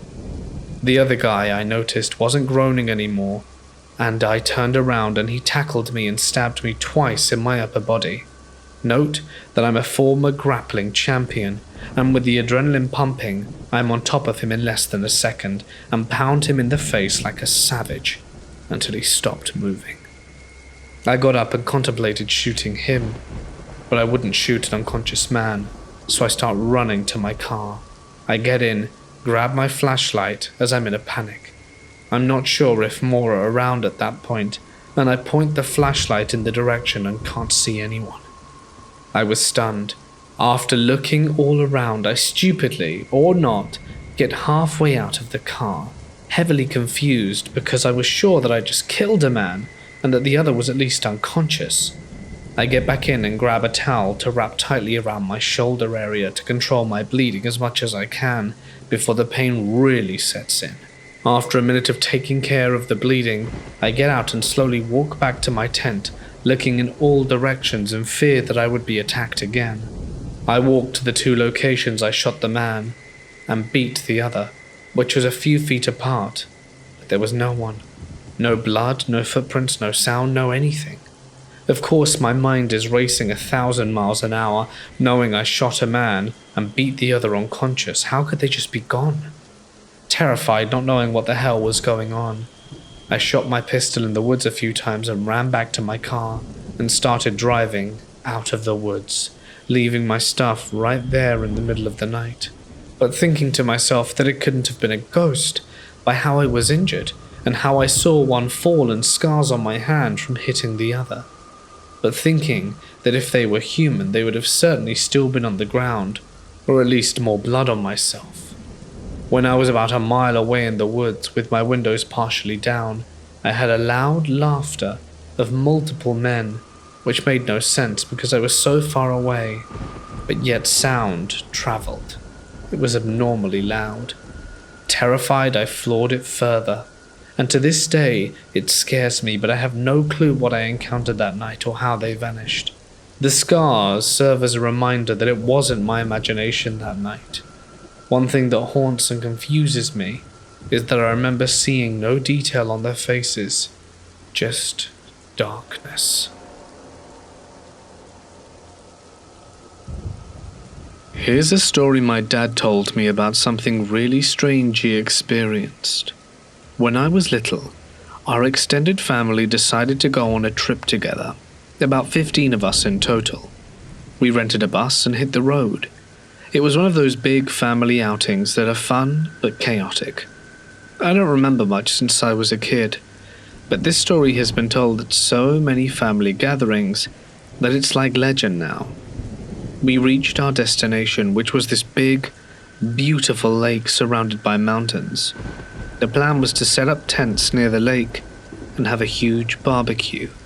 The weather was perfect at first and everyone was in high spirits. The adults were grilling, the kids were playing by the water. It was a great time. But then out of nowhere the sky turned dark. Thick clouds rolled in, and before we knew it, it was really pouring. It was one of those sudden storms where the rain is so heavy you can barely see a few feet ahead. Our tents didn't stand a chance. Water started seeping in, and it was clear we weren't going to be sleeping in them that night. So we all piled back into the bus to stay dry. The adults weren't ready to call it a night though. They set up an impromptu party at the front of the bus, cracking open beers and passing around snacks. As the night went on, most people started to drift off to sleep. Eventually only my dad and my uncle were left awake, still chatting and having a few drinks. It was well past midnight when they heard this faint tapping sound coming from outside the bus. At first, they thought it was just the rain, or maybe some branches hitting the side of the bus, but the tapping was constant, like someone knocking. Curious and a bit unnerved, my dad got up and peeked through the window, and what he saw gave him chills. Standing outside, in the torrential rain, was a young woman wearing a raincoat. She didn't have an umbrella, and was completely soaked. Her hair was dripping wet, and she was just standing there staring at the bus. My dad and uncle exchanged glances. "The hell's a woman doing out there at this hour?" my uncle whispered. They were deep in the mountains, miles from the main road, and there were no houses nearby, no other campsites, no anything. It simply didn't make sense. Feeling a mixture of concern and unease, my dad cracked open the window a bit and called out, "Are you okay? Do you need help?" The woman looked up at him with a blank expression. "I can't go inside," she said softly. "Please, can you come out here?" My uncle frowned. "It's pouring rain, just come inside. We can get you a towel and something warm to drink." She shook her head slowly. "I can't come inside. Please, come out." Something about her tone and insistence was unsettling. She didn't seem cold or bothered by the rain at all. My dad felt a knot forming in his stomach. Look, if you need an umbrella or a towel, we can give it to you, but we're not going out there." The woman stared at them for a moment longer, and then turned and walked away into the darkness. My dad and uncle sat back down, both a bit shaken. "That was weird," my uncle said. "Why was she so adamant about us going outside?" Then it dawned on them. They were miles away from any civilization in the middle of nowhere during a storm, and a soaking wet woman shows up asking for them to come outside. It didn't add up. Do you think that was something not quite human? Well, neither of them wanted to say it out loud, but the possibility hung heavy in the air. They decided not to dwell on it and tried to get some sleep, but neither slept well that night. The next morning they told everyone about what had happened. Of course, the rest of the family laughed it off, teasing them about drinking too much and imagining things. But my dad and uncle knew what they saw. A few weeks later, they heard a local legend from someone familiar with the area. According to the story, a young woman had once eloped with her lover, but for some tragic reason, some say she was jilted or something, she ended up throwing herself into the lake. Since then, people have reported seeing a woman in a raincoat near the lake during storms, asking people to come outside. The description matched the woman my dad and uncle had seen. Over the years, the incident became a staple story at our family gatherings. Each time it's told, it gets more embellished, but my dad and uncle always insist on the core details. They both say the woman looked entirely real, nothing ghostly about her appearance whatsoever. She had feet, she cast a shadow, and her voice sounded normal, and that's what made it creepier. Many people who die with unresolved feelings don't even realize they're gone, my dad mused once. Maybe they wander around, blending into our world, trying to interact with the living. As a kid, hearing him say that sent shivers down my spine. I often wonder what would have happened if they had decided to go out that night. I know people talk about paranormal experiences in the mountains, and maybe there's some truth to it, but honestly, the idea of encountering someone or something like that freaks me out. Whether it was a ghost or some person with bad intentions, it's equally terrifying. Either way, the story still gives me the creeps. Rendlesham Forest, Suffolk, England, is one of the most famous UFO cases in history. Military personnel reported encountering strange glowing lights and an unidentified aircraft. One witness described a triangular-shaped object. The British Ministry of Defence concluded that the incident was a misidentification of a light aircraft. Have you ever heard a story that was so unbelievable you actually considered not telling anyone else about it? One of these things that happened that just seemed so ridiculous and unlikely that you know if you were listening to it instead of telling it, you'd be the first one to say it never happened. Well, I had one of these nights years ago, but the only difference was that, as it turns out, a lot of other people seemed to see the exact same thing I did. I was stationed out in Suffolk, England, right beside Rendlesham Forest. You'd know it if you ever saw it. Just endless stretches of woodland, twisted and turning in on itself. A nice place to kill a bit of time and an easy place to get lost in. It was a quiet night and without much else to do. I'd gone for a wander through the woods, just taking in the quiet of the evening and having a bit of time to myself. Try and unpack the old mind, you know. Ambling along, my feet following the track under me as though by instinct, and just looking upwards the whole time with my neck craned back. Staring upwards at the obsidian sky, looking at the twinkling of stars as they appeared and disappeared behind every passing branch and treetop. Something about the vast nothingness of space has always made me feel a certain way. One thing I can barely describe. Somehow, as if I'm totally insignificant to the grand scheme of things. But simultaneously, like that doesn't really matter. So there I am just stargazing, not thinking much of it, when something else appears. Just a flash initially, more of a glimmer through the treetops, quickly swallowed up as the next set of branches close up and block me off. I stop and stare a little longer. A few steps more and the sky is visible again, but nothing more is up there than the stars and the moonlight.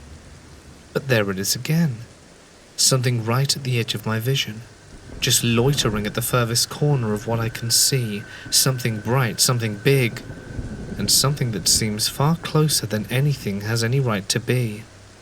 A quick look around and I can see the trees break off to my right.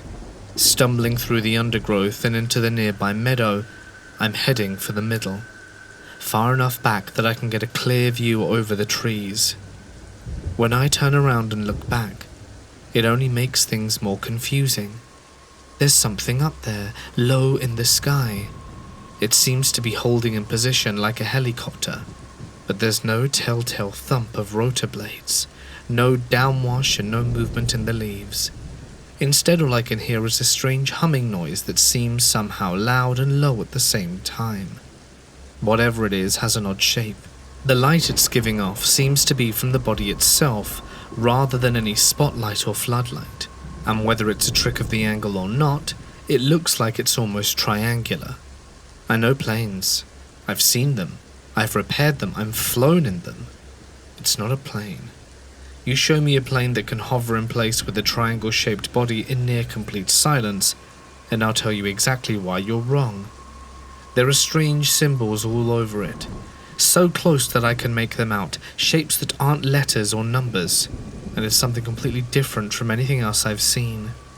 It hangs there in the sky, silhouetted against the dark, and after what feels like only the briefest moment on one hand and an eternity on the other, it zips off, far faster than would seem reasonable before disappearing into the darkness. And I stand there, rooted to the spot, letting the darkness take control, staring into the place where it had been and just trying to figure out what on earth I had just witnessed. Back into the woods to see if there's anything else to spot. I can smell singed wood. Some of the uppermost parts of the trees have suffered heat damage. It must be from whatever I saw. I hang out for a while, but there's nothing more to be seen. Eventually I head back to base. Every step I take, I'm trying to think of a reasonable explanation, but none seem to be coming. Maybe I just imagined it.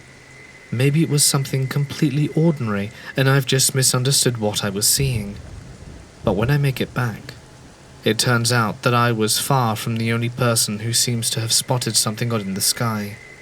The whole place is abuzz, people giving their version of events, and it's every possible combination of things imaginable. It was oval, it was saucer-like, it was a cube, it was light, it was dark, it flashed several different colours. It hung silently, it raced across the sky with a thunderous roar. It was a plane, a satellite, a weather balloon. And it seems to have been spotted by others outside the base. Some civilian reports are in the newspaper the next few days, and it's the exact sort of tripe that you'd expect them to push. Some claim they saw it crash, that there was a smouldering wreck in the middle of the forest where they saw humanoid creatures cindered, smoking, lying in the grass. Of course, it had all disappeared by the time they managed to get the relevant authorities, because that's the way it always seems to happen. They're not trying to kill the story, they're trying to make anyone that repeats it seem insane. It's all they have to do, really. Too many people are reporting the same thing, too many independent witnesses, too many spotters. Too spread out for it to all be a coincidence. What it really was, I don't know. What it wasn't was a light aircraft carrier. And that's what the powers that be decided to declare as the official outcome when they'd finished whatever would class as an investigation.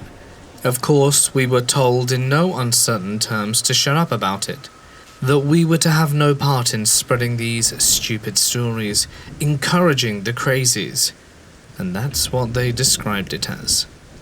You tell me why they were so keen to have us clam up about it. What benefit did it serve them, really? They know that we're going to talk amongst ourselves. that we're going to compare notes, and that the theories and suggestions would just keep flowing. It's like trying to stop the Niagara Falls with a kitchen chair.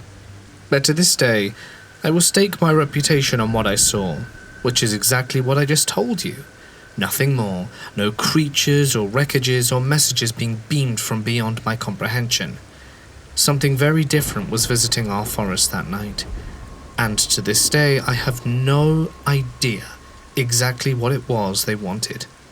I have no proof I can offer you except for my word, and for all the numerous nights I spent in that forest after that, I never came close to seeing anything remotely like it again, and not for lack of looking either.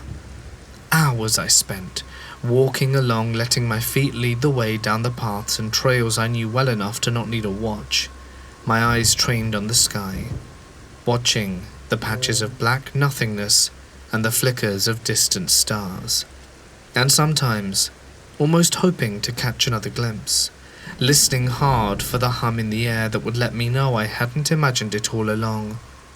But that's all it is now, my story that no one believes. I started to tell it and I can see them zoning out. I sense the effort to stifle laughter, and I know with every passing word that I look more and more like a crazy person.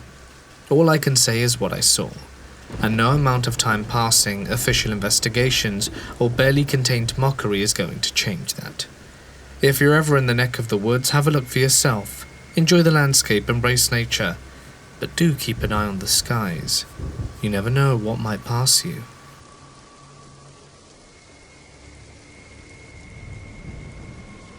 To admit that I thought these kind of cryptids were a joke and not real, and I've never been able to take them seriously. I'm an outdoorsman, and have been for 35 years. I grew up in the woods. I memorized trees and mushroom hunt for a living. I know every brook, stream, bush, berry grove, log, you name it. I'm on a forest road, on hour 9, and not a soul in sight. I gather some mushrooms and look up the road and see a rock has fallen from the loose, steep side of the mountain to the middle of the road. I make a mental note that I have to move it and not drive over to it. I gather my mushrooms and get back in the car. I look up and I see what appears to be 2 or 2.5 foot tall little brown thing walking from this side of the road over to the rock.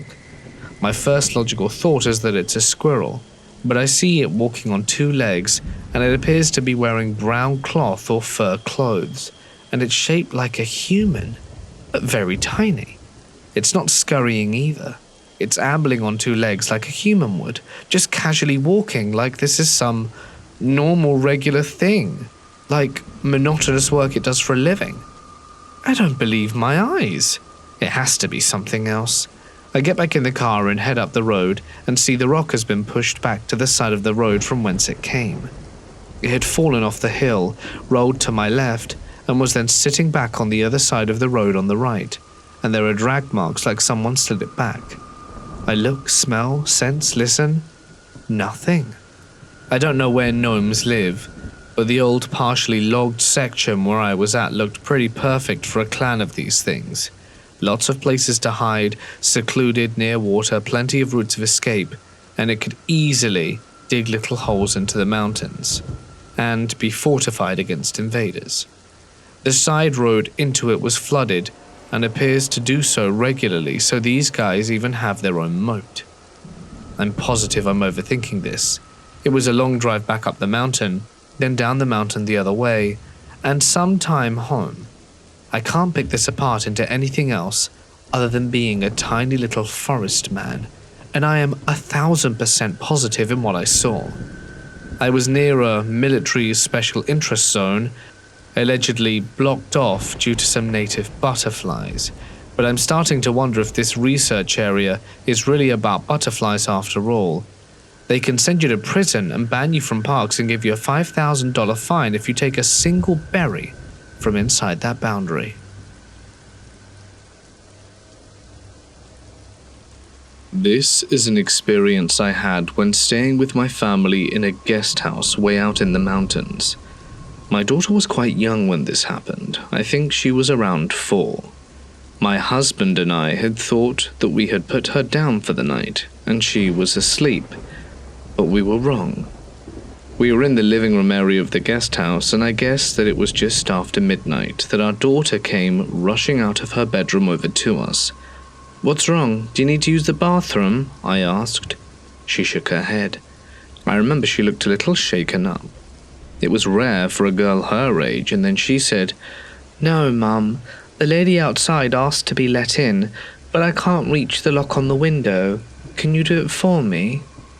I sat there staring at her, completely unable to understand what she had just said.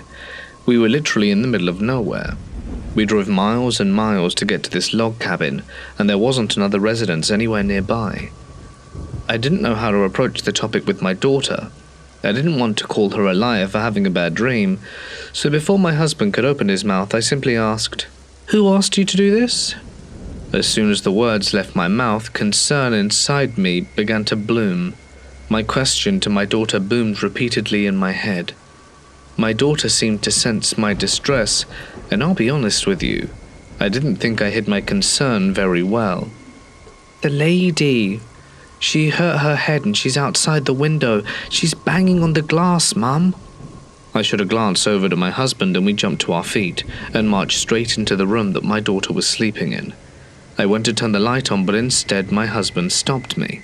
He said if there was someone out there, then we'd be able to see them better with the light off.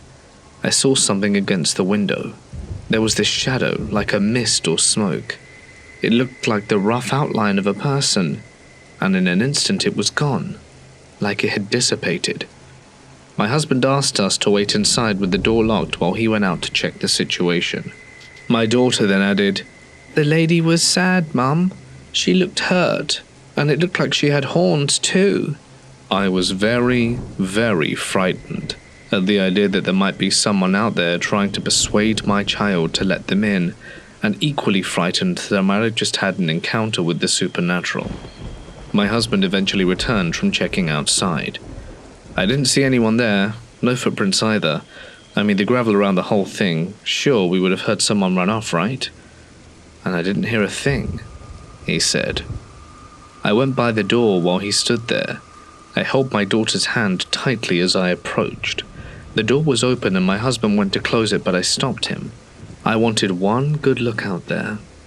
All I could see was the dark sea of trees. The tree line was about 20 feet from the cabin, and all I could think of is that she must be hiding. The bugs chirped and the wind blew. It was at that point I shut the door. If someone needed help, like my daughter said the woman did, surely they would have come back when the door was wide open. We all slept in the same bed that night, and thankfully nothing else suspicious happened. I will say that I was completely on edge until we left that cabin. It's the scariest thing that has ever happened to me. I wonder who that strange lady was, and what she wanted with my daughter, and the true intention of why she wanted to be let in. This happened back in 2009. I was at my mum's house for Labor Day weekend. She and her boyfriend had gone camping, so it was just me, my older sister, and her daughter staying at the house. My sister had put my niece to bed, and we were in the spare bedroom, which used to be a sunroom, so windows everywhere. We were lying on the bed just listening to music and talking. I was closest to the wall, looking up through one of the windows above the roof. That's when I noticed something in the sky. It looked like a star, but something about it felt off. It was brighter than the rest, and instead of moving across the sky, it just hovered in place, not perfectly still, but kind of floating within the same small area. I watched for a few minutes, thinking maybe it was just a satellite, then stopped paying attention. A little later, my sister got up to use the bathroom. When she came back, she stood beside the bed and looked out the window and asked, "Do you see that?" I got up and looked where she was pointing. It was the same orb I had seen before, but now it had moved across the sky and was hovering in between two trees. I checked the window above the roof where I'd seen it. It was gone from there, so yeah, it had definitely moved. We watched it for a solid 45 minutes. It was about the size of a star, if not a bit bigger, but more bright and alive. It didn't behave like anything we were used to. It hovered like a helicopter suspended there and pulsed with light. Eventually it drifted behind the tree on the right, and we ran outside to get a better view. When we looked up again, somehow, it was on the other side of the sky, still hovering and twinkling. We stood in the middle of the street. It was about 1 a.m. by then, and one of our neighbors came out. We asked him if he saw it. He said he had, and even went back inside to grab binoculars for us. When we looked through, we still couldn't make out a shape, just the light. But up close we could see it was cycling rapidly between red, green and white, which is probably why it seemed like it was twinkling. We watched it for a little longer, and eventually just called it a night. The next morning we saw a few posts online and heard from others in town who reported seeing the exact same thing. That alone was weird enough, but here's the part that sticks with me. The next day I was about to take a shower. I took off my shirt and noticed something on my side. When I turned to look, there was a mark, about 3 inches long, razor straight, dark, and completely healed, like an old scar. Not a scratch, not something fresh. Just, I'd never had surgery, I'd never been hurt. Nothing had happened a day before that would have caused it, and it appeared on my body overnight.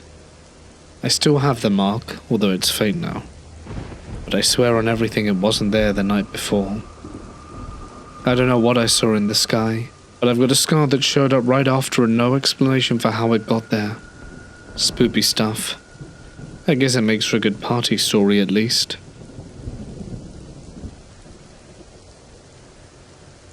My family were out in Colorado with some family friends. They had a camper, and we had a big REI tent. It was a biggish site, with a few large trails that came through it to the road, although it's important to note there weren't any campers in any of the sites within a few miles of us. We set up in a little alcove in the bushes on one side, and the camper van was parked on the other, so anyone walking those trails would walk between us. We spent the day riding dirt bikes and all headed back to our respective sleeping areas, but I, as usual, had a hard time sleeping. It was around 2 a.m. according to my phone.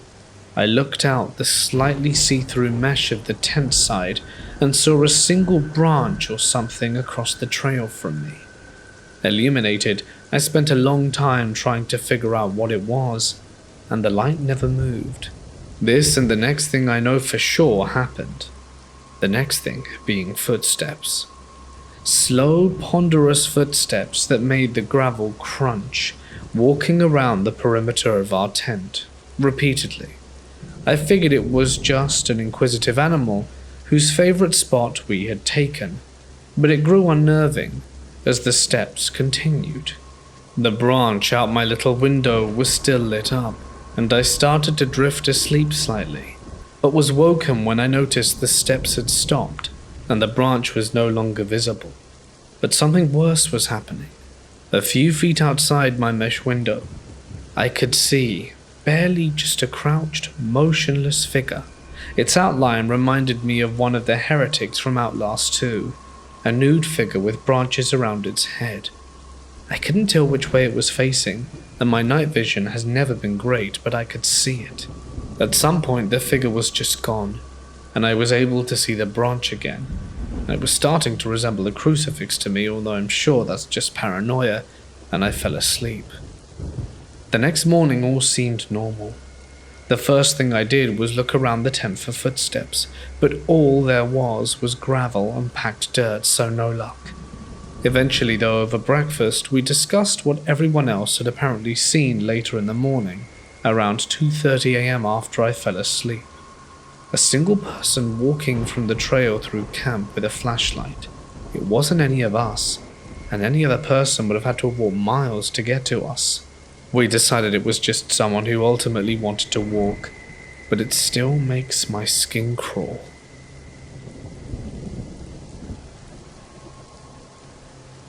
This happened when I was in middle school. Back then I was on the basketball team, so I often didn't get home until after 7 p.m. because my house was in the opposite direction from everyone else's. I always had to walk home alone. It didn't even really bother me though. Well, not until that night. One late autumn evening, after another long day of practice, I was trudging down the mountain path as usual. The leaves were a deep crimson. The night air was crisp and biting. The sky was darkening faster now that it was almost winter, and the moon hung in the sky ahead of me as I rounded a familiar curve in the road. Then something caught my eye. A white figure, standing at the edge of the path. At first I couldn't make out what it was, but as I got closer, I realized it was a man, unnaturally tall and thin, dressed in white. He was standing with his back to me, half submerged in the ditch that ran alongside the road.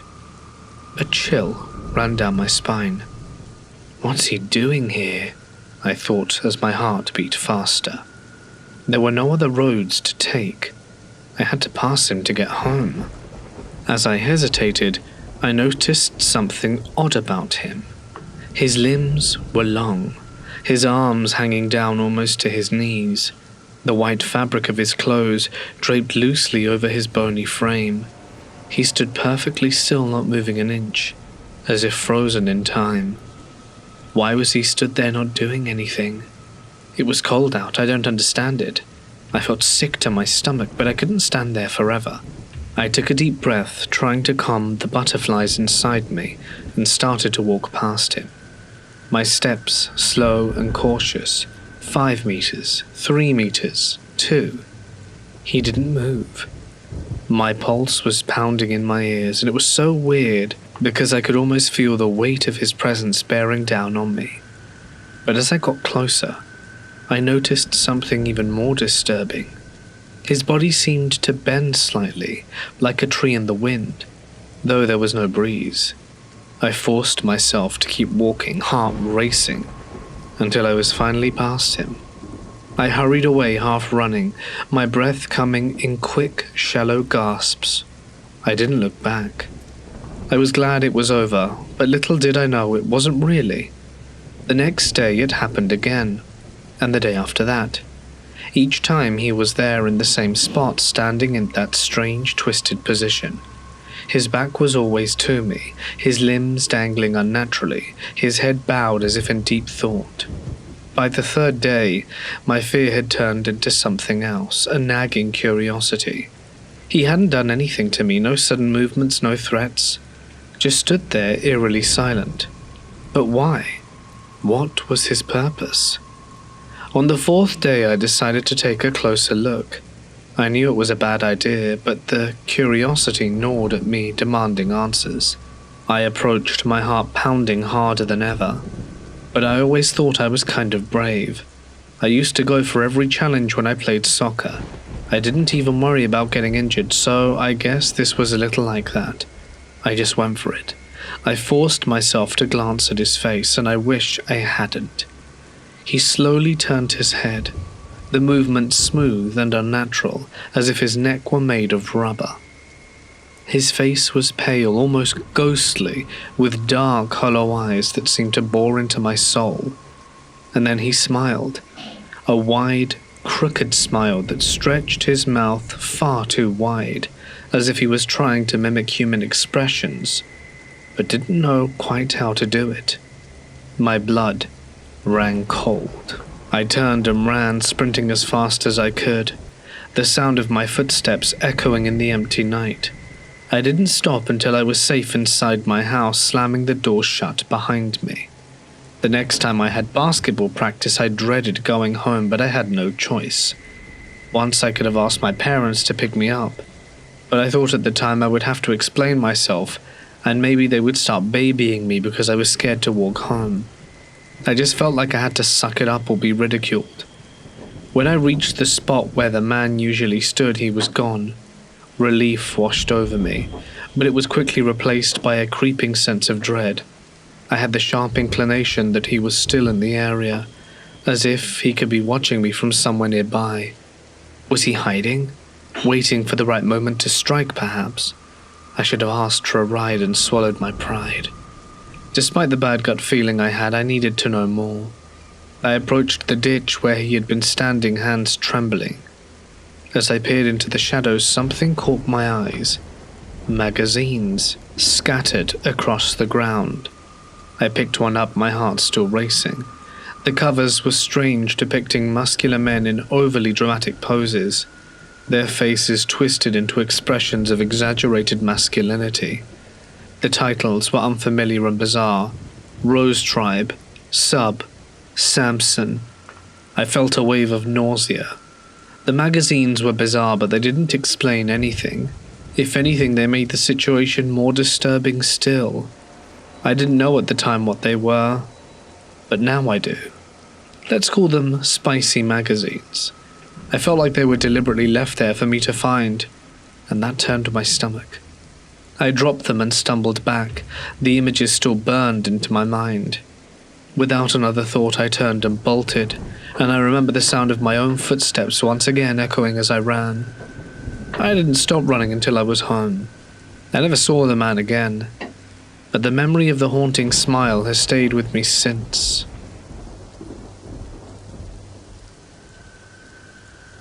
Growing up, my dad has also taught me to be really respectful of others and their cultures. My dad is a retired Marine, so ever since he joined the DEP when he was 16, up until he retired at age 40. He's been raised like a Marine. Marines are Marines. Each one of them is a devil dog just like the next.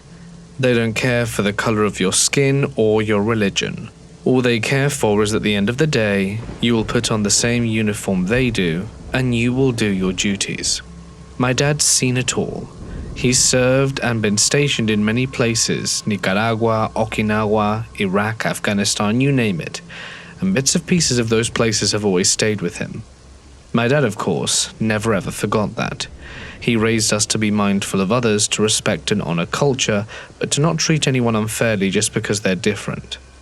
I wouldn't say my dad is a superstitious person.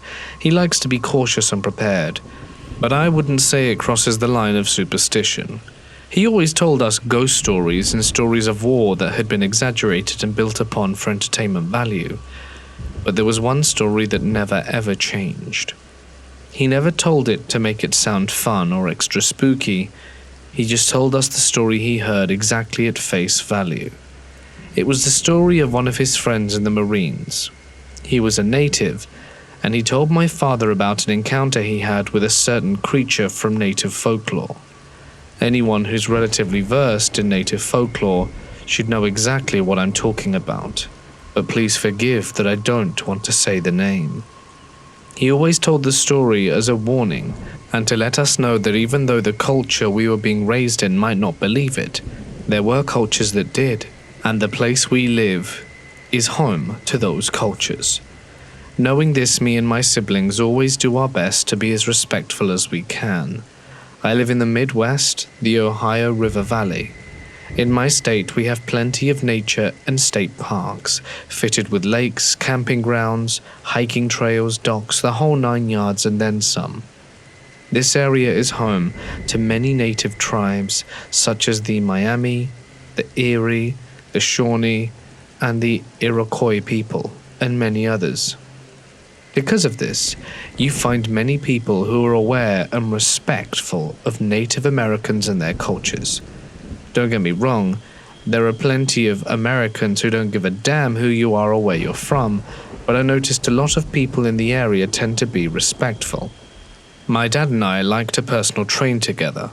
We especially love going to hiking trails, and that's what we decided to do today. We drove out to a nearby state park and went to one of the trails. It started out by a parking lot, goes down by the creek, and is a pretty steep climb and hike back. Along the way, you see all kinds of beautiful rock formations, fresh water runouts, trees and flowers. It had just rained a few days back, so it was pretty muddy, but we were going at a pretty good speed. Now it's good to note that my dad always carries just for emergencies gear, a folding utility knife, a flashlight, whenever we go on the trails. He usually just leaves it in his pocket, but as we finally came to the low point of the trail by the creek, he pulled the knife out of his pocket. I didn't see anything, as if he didn't even look like he had seen something, so I decided not to ask. But I could immediately tell something was off. I was very mindful as we walked the trails to the other end before the climb. I got this dull fear that sat in the pit of my gut the whole time. I could almost be sure someone was watching me, but I refused to turn around out of the fear that I would confirm my suspicion. A few yards from the point my dad pulled out his knife, I began seeing shadows from the corner of my eye. They were shadows that shouldn't have been where they were. My shadow was in front of me, and my dad's shadow in front of him, so I tried to convince myself it was just the shadow from the plants. But I know the trails of the state park better than the back of my hand. I know them by heart, and those shadows were not supposed to be there. It took off and kept moving. About 5 minutes later, I heard voices, really quiet, hushed and whispery, like the sound of them chilled me to my core. I couldn't pick up all of what was being said, but I heard a few phrases like, "Go, come to me, look," and I heard a few sharp shushes that no natural plant life, wind or animal could ever make. The nearest campsite was about a 3-mile walk through dense vegetation from us, and the parking lot was way back at the start of the trail. So far, we couldn't even hear the cars from the nearby highway, let alone the cars at the parking lot. I know my dad had to have heard it, because he started walking faster the second the voices started. He started jogging, and I with him. We finally made it to climb back up, and he puts his hand on my shoulder. He told me to just climb up the side, use the rocks and branches to help me from slipping in the mud, and to not turn around. He said I would lose balance and fall if I did. I thought that was a load of crap. The climb was steep, but it wasn't that bad. I never had to lift my leg higher than mid-shin to take my next step. From there we climbed out and made it back to the mouth of the trail. The sound of rustling in the trees kept us moving fast and was never far behind while we climbed out. My dad has this knife unfolded, and we more or less sprinted to his car. Usually after our hikes, we will hang out for a bit in the parking lot, stretching and drinking water, drying off with hand rags and changing into dry sheets and hoodies, checking for ticks. We usually just decompress for a while before our 20-minute drive home. But today, as we approached his car, he folded his knife, tucked it into the back of his pocket, and told me to just get in and buckle up. My eyes were glued to the road in front of us, the whole drive out of the park. Once we were out and back on the back road highway, we both eased up.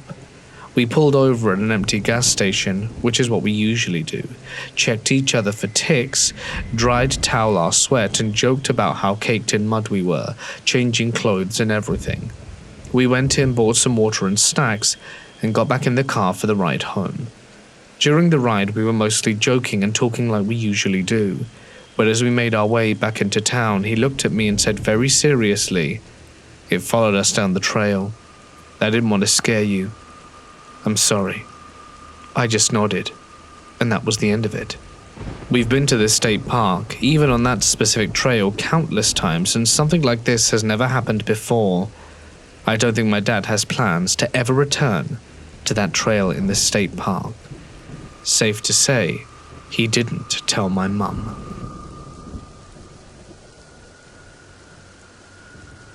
This happened on Halloween night of 2014.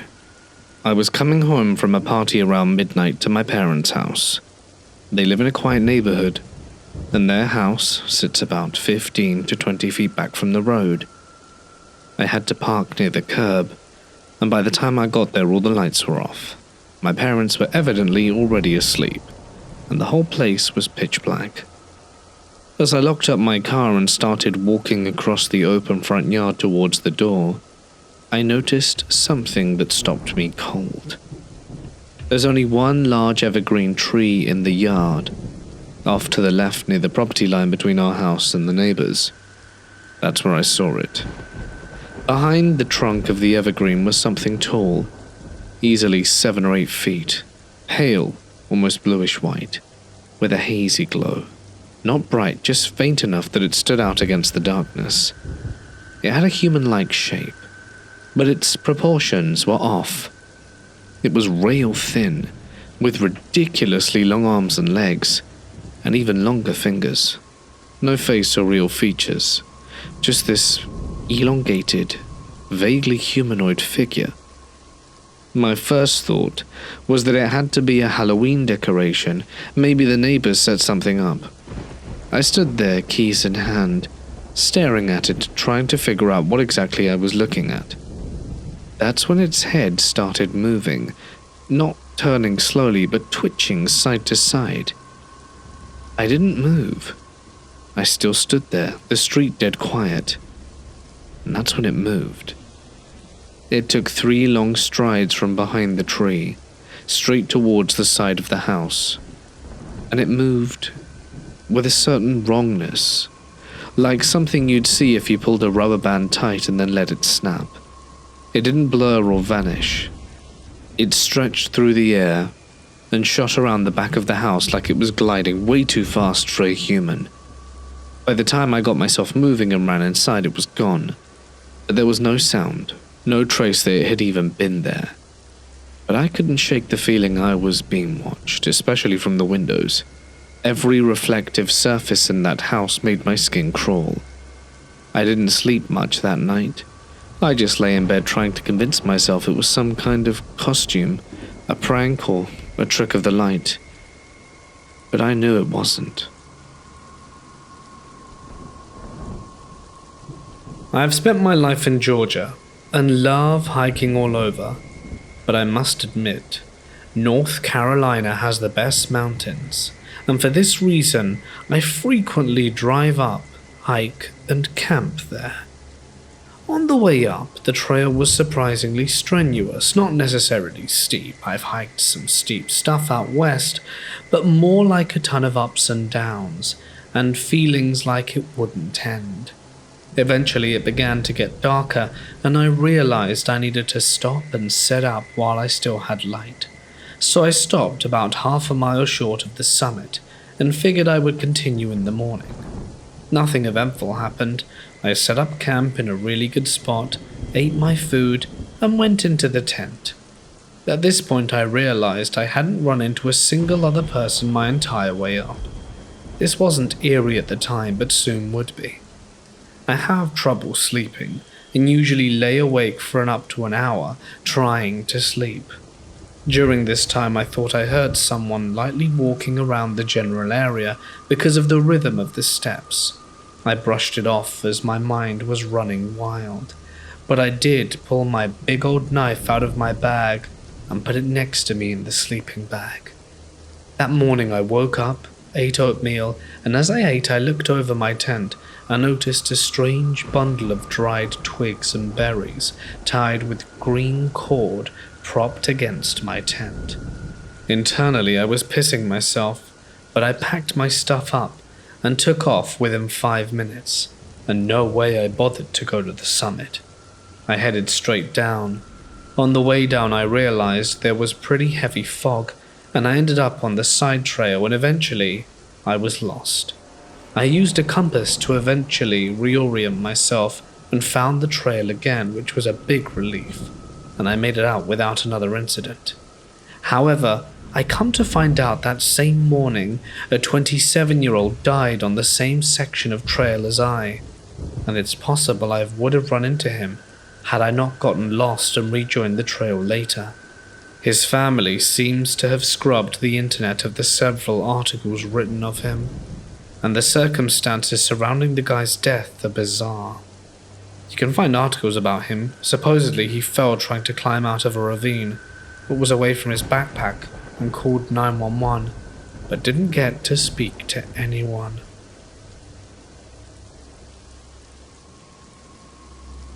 The experience I'm about to share with you happened to my wife and I when we were in our 20s. It was a vivid, confusing, and terrifying experience that we hadn't really wanted to share with friends and family through fear of being laughed at and misunderstood.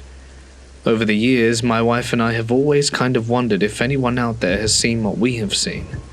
I'm staying anonymous either way. It happened in August of 1990, and back during the summer, my wife and I were working part-time jobs. We had a carefree lifestyle compared to our current one. We were focused on saving money and putting it into savings for traveling. We traveled to Kansai on the day in question, and we were enjoying taking in the famous sights. It was something we had long been looking forward to. We booked a really nice inn for the night, and when the sun went down we made tracks. We arrived and checked into the inn and were very pleased to be staying there for the night. There was a really nice grove of trees outside, and our room was on the east side of the building. I was glad to have a room that would seemingly be shaded by the trees come the morning, as it was the height of summer. We chatted for a while, took a bath, changed into yukata robes and had dinner, and then put the TV on. It was a really relaxing evening after a long day of walking around. As the night drew on during the first night of our trip, we decided to confirm our love for one another without hesitation. Just before that, I shut the TV off and the room went dark. I then opened the window and pulled across the bug screen as it was a hot night. Everything had been so great. It was about the perfect beginning to our trip. Afterwards, we lay there in the bed chatting. We talked for a while about what we wanted to do the next day, but then my wife fell silent. I had been staring at the ceiling waiting for her to reply, but I decided to look over at her. I guessed that she'd fallen asleep. I turned to see her staring at something, and then she whispered, "Outside, the window." The window was just behind me, and my wife's eyes were glued to it. I looked at the TV screen. It was over on the other side of the room, on my wife's side. The moon was out that night, and there was something out there that I saw reflected in the TV. I held my breath, and my wife seemingly tried to disappear beneath the covers, even though it was so hot. I felt sweat dripping down my forehead. It wasn't sweat from the heat, it was sweat from fear. Something was right outside the screen window. I felt paralyzed, like a frog looking into the eyes of a snake. I felt like I was unable to move. But then I saw the fear on my wife's face. She had a cat-like focus on the window, and that was the point where I felt like something needed to give. I couldn't take lying there doing nothing anymore. I turned on my side and looked towards the window, and saw something huge out there. At first, it looked to me like it was a giant rocky structure covered in thick green moss. But that wasn't right. It wouldn't be possible. My eyes adjusted when focusing on it, and a face emerged from within the greenish rock. A face that had harsh, glaring eyes that were emotionless and reminded me of a shark. Its face was like that of an ogre, but its rocky greenish surface looked like it had just emerged from a mountain. It looked like it was a huge green demonic creature standing outside the window. I started praying internally, praying for help from my ancestors to protect me against what I perceived as an inherent threat. We were locked in a standstill situation, too scared to move. I was personally frightened that if I moved even my little finger, that hulking creature would notice and smash its way into our room. We could hear its heavy, labored breaths as it breathed in and out. It watched us for what felt like an eternity. After a while, it took a few thunderous steps backwards. I thought it was going to leave, but it didn't. It stood at a distance and watched us for a while longer, and finally disappeared as it retreated into the woods. I could hear branches snapping and swaying as it moved further away. My throat was incredibly dry. I was scared to move, though. I couldn't even bring myself to close the window. I couldn't sleep. As soon as the first light of the morning came, I got up and drank more water than I had done in my life. I looked out the window and saw an endless forest, which led to the towering mountains. I started to pack our things, I wanted nothing more than to head home. In the coming days, my wife and I suffered some lasting effects from seeing that creature. I personally suffered with insomnia, and when I could sleep, the nightmares were hellish, and I would wake up with fever, feeling bedridden at times. We're doing much better now, but we don't really speak about the encounter to each other. You know, people always say they want to have a frightening experience or see something creepy. So I guess if you're one of those people, build a good relationship up with the deity of your choosing and start praying to the spirits of your ancestors, if that's what you do. I think if it wasn't that through the power of prayer or asking for protection, my wife and I probably would have been featured on a missing persons report. I can still see those dark eyes, shark-like, when I close my own. Please, be careful out there. All parts of this story take place at a friend's house that was already known as weird. The first half is a second-hand account and occurs roughly 15 years ago, before we could drive ourselves at that friend's birthday party. There's a lot of us, and I no longer remember the total number, but it was at least 8, quite possibly above 10. 3 or 4 of them decide they don't want to hang out in the hot basement and opt to go jump the fence that separates the house property from the rest of his property and run down the old riverbed.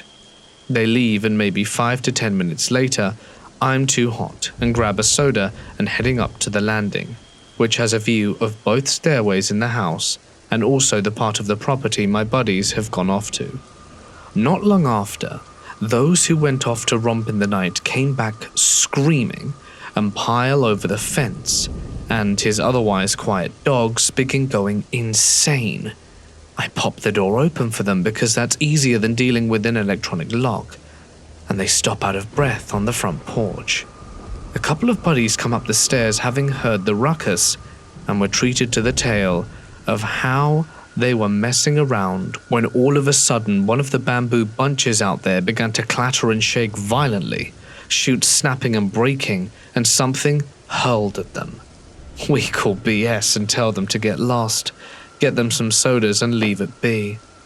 Eventually they work the nerve up to go out again, but this time 2 new people decide to go with them. One of the people who was on the first run sits out, and they're bringing one of the dogs.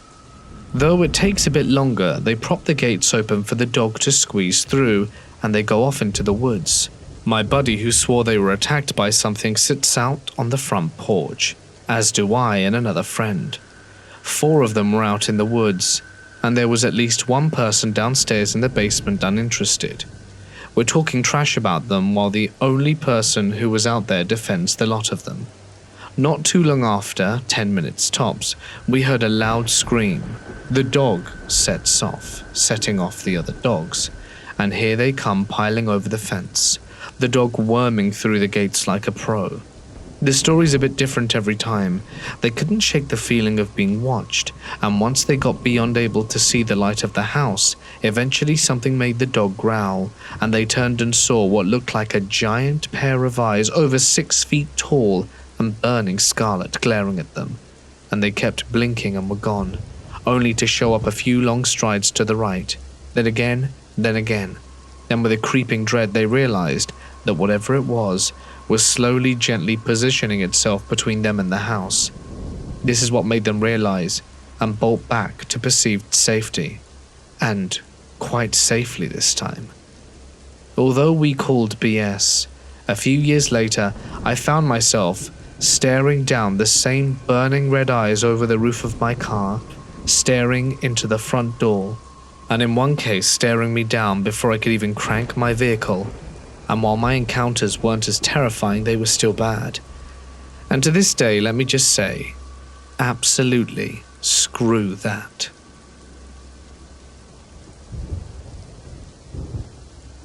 My family has a cabin on some remote land in the mountains near the Ozarks. It's usually pretty peaceful, but last night was something else entirely. I just found out that this area is actually known for UFO sightings. I'm not saying that's what this was, but I can't explain it any other way. We had a fire outside, and after the rest of my family called it a night, it was just my dad, my brother, and I left by the fire, enjoying the crisp night air.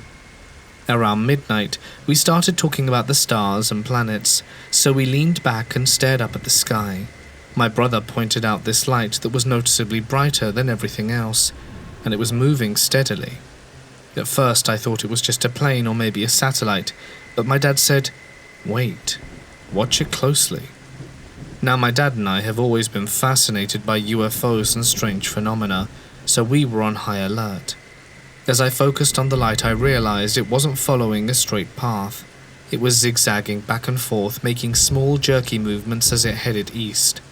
We were all a little stunned, talking about how bizarre it was, and then suddenly the light changed direction, heading sharply towards the northern mountain ridge. I thought, no way this is happening, and then the light just stopped, completely motionless, hovering above the ridge for what felt like 5 minutes. At that point, we were all convinced it wasn't a satellite. My brother kept saying, "This is insane." After a bit, the light moved again, this time drifting slowly out of sight behind a hill. We sat in silence for a minute, trying to process what had just happened. Then we called it a night. But I couldn't shake the feeling that we had just witnessed something unexplainable.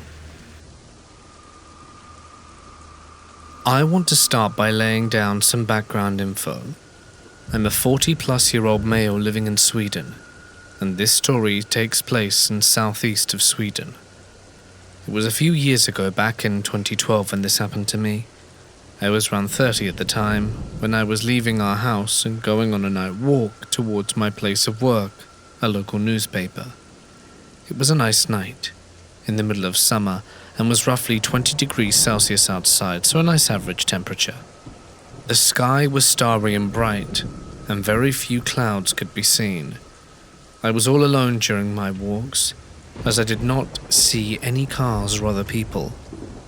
I was taking my time and just walking calmly at an even pace, occasionally looking up at the stars and the beautiful night sky, when suddenly I noticed something very much out of the ordinary. It was at this moment I felt a deep sense of unnatural coldness seeping through my body. As I looked up towards the sky, I saw something, some unknown thing. It was an impossibly dark shape moving silently and slowly across the night sky, roughly in the shape of a giant triangle, but much too large to be anything I recognize. Now at this moment, some of you may think, oh, it was probably a plane or something similar, nothing unusual. I tell you with great certainty it was no plane. You see, in my area we live very close to a military airbase, and myself and many others nearby are very used to seeing all kinds of military and civilian planes all the time. This definitely didn't appear to be anything made by humans. The dark triangle shape made no noise as it moved slowly, silently, and steadily across the sky, with a completely dark void against the night sky as the only giveaway to its location, and there were no lights at all to indicate this would be a plane coming down for an approach or just a flyby. Just a dark absence of light, blocking out all background lights from the starry sky in a huge area in the sky above me. From my location, it seemed to be moving north-northwest at a slow, steady cruising speed, at least a few hundred meters high up, but much too large to be anything man-made.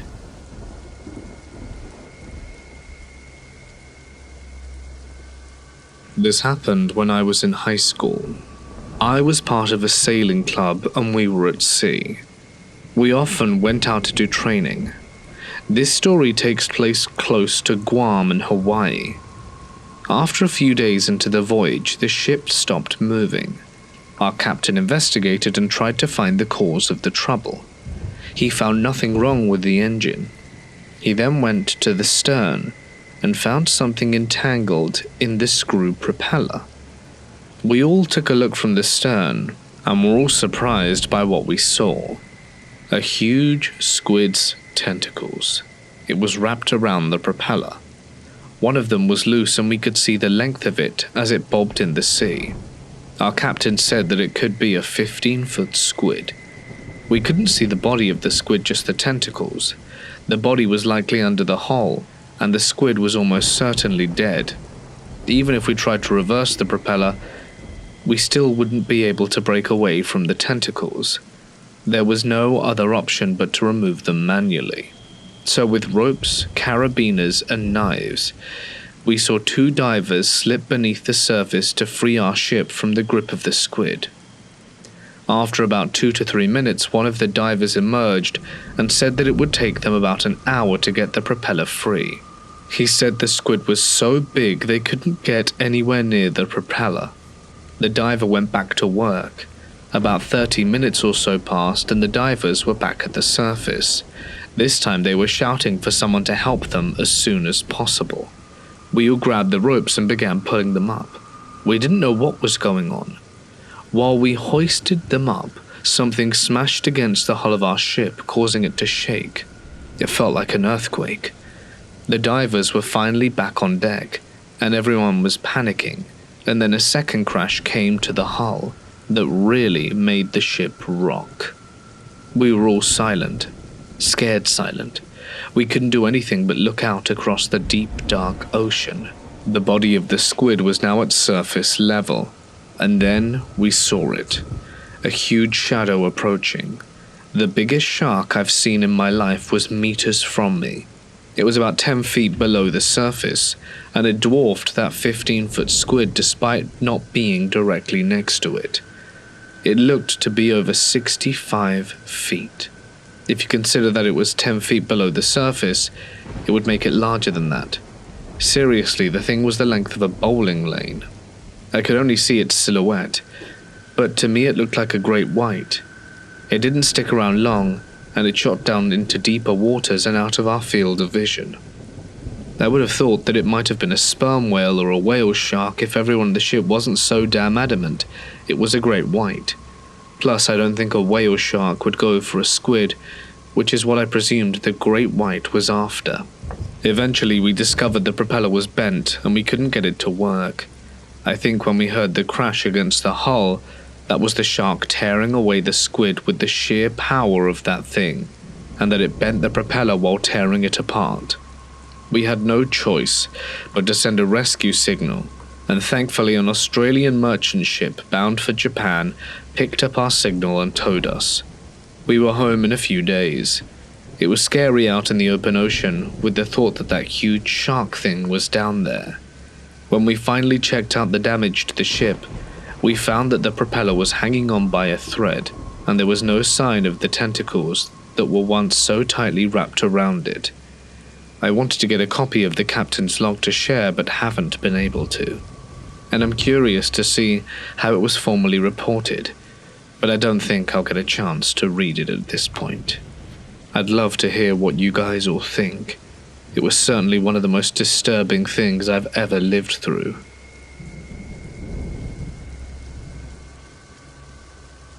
I have a few stories to share from things that happened to me while camping as a kid. I was once heading to the river with my dad to brush my teeth, and my dog was really jumpy and nervous for some reason. He was looking and staring at the ground.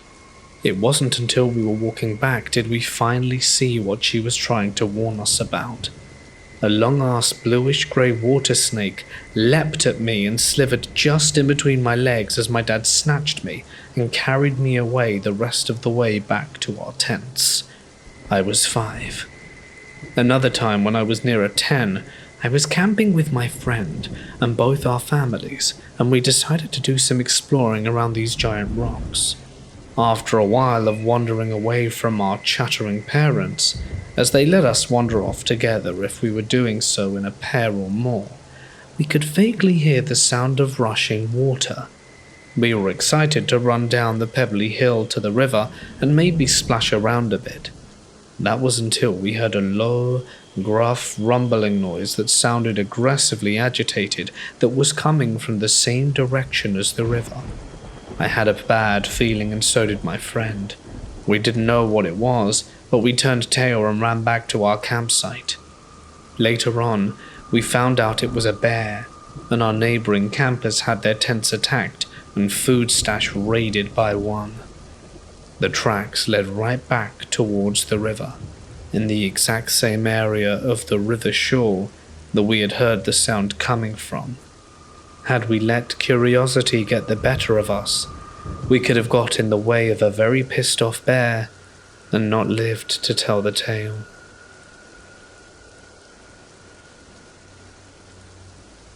This happened back in 2006. I was 20. It was a weekday sometime in the early fall. I had just finished work and was heading straight over to my girlfriend's house for dinner. She still lived with her mum, grandmother and younger sister, with just the four of them in the house. We had a pretty normal evening. I helped set the table when I got there. We all had dinner together, nothing unusual, and after we ate, my girlfriend and I went to her room. We laid around talking for a few hours, making plans for the weekend, watching TV. It was getting late, and I had to be up early the next morning, so I finally decided to call it a night. I put on my jacket, kissed her goodbye, and headed downstairs. Her house had this long hallway that passed through the kitchen to get to the front door. As I walked into the kitchen, I stopped cold. I didn't hear anything, I just saw it. There were two creatures in front of me, leading her little sister towards the front door. They were maybe 4 feet tall, thin as hell, with long skinny arms and weirdly long necks. They moved like they were used to doing this, silent and coordinated, and were wearing what appeared to be black, skin-tight suits with no zippers, no seams, just smooth and tight over their whole bodies. Their heads were the size of melons, tilted slightly forward, like they didn't need to look up to know where they were going. I felt completely disconnected from my body, like I was watching it happen from across the room or underwater. It didn't feel real. I couldn't move. Then another figure stepped out behind them, this one way taller, and looked completely different. He came out of the same bedroom they'd just walked out of, following behind like he was in charge. I swear to God, this thing looked like a lizard in a hooded robe. Its face was brown and leathery and scaled. It didn't blink, but looked right at me as it passed, but I couldn't read its expression. It made every hair on my body stand on end. The three of them, with her little sister in the middle, walking like she was in a trance, went straight through the front wall of the house, like they weren't even solid. I must have blacked out, because the next thing I remember, I woke up in my girlfriend's bed upstairs, fully dressed. Everything hit me at once. I remembered every single detail like it had just happened. How they moved, the look of their skin, the shape of their bodies. I could feel the fear in my chest like a weight, and I shot up and told my girlfriend everything right away. She told me it had been happening since she was a kid, but no one outside the family ever spoke about it. She said it was a sort of family secret, and even admitted that was a big part of why her father left. He couldn't handle it. Later that day, we found out her neighbor had called in the middle of the night because they'd seen her sister lying naked and unconscious in the front yard, with no memory of how she got there. After that night, there were more weird things in the house. Strange sounds, lights flickering. Her sister began sleepwalking more. Sometimes she'd be missing from her bed, and they'd find her curled up somewhere else in the house. We stayed together for another year or so after that night. I saw other strange stuff, but nothing that intense. Eventually we broke up, but stayed in touch for a while. The last time I spoke to her was 8 years ago. And last I heard, things in the house had only gotten stranger. And I know how this sounds, and I wouldn't believe it either if I hadn't seen it with my own eyes. But I did, and I still remember exactly how it felt too. Standing there completely frozen, while 3 inhuman things walked a little girl through a wall like it meant nothing. That moment never left me.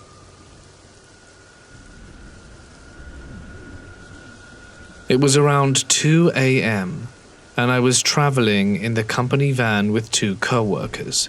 We're on our way back home to Fayetteville from a late-night inventory in northeast Arkansas. We're talking and laughing, trying our best to keep the driver alert and awake. We travel a lot for this job, and I always stay awake in order to watch the road and the driver. I was seated in the middle seat of the second row, but I had to lean forward between the two front seats in order to carry on our conversation. We had just passed through a small town, and at the end of that town was an all-night gas station where the road forks in opposite directions. We made a left turn that proceeds to take us up and around the mountain.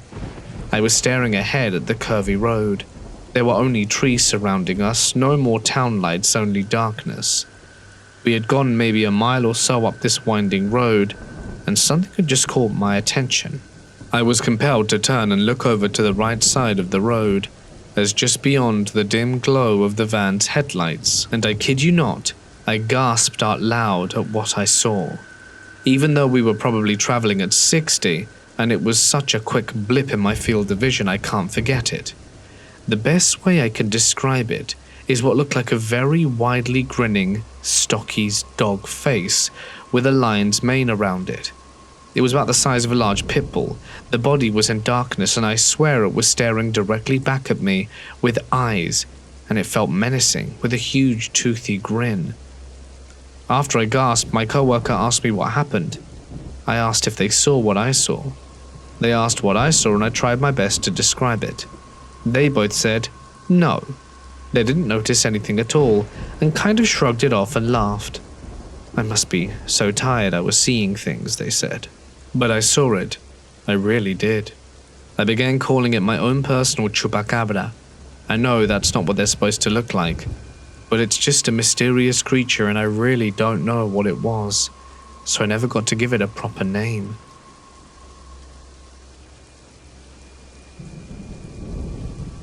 I grew up in an era where dares were everything, bragging rights mattered, and my friends and I always pushed each other to do something crazier than the last.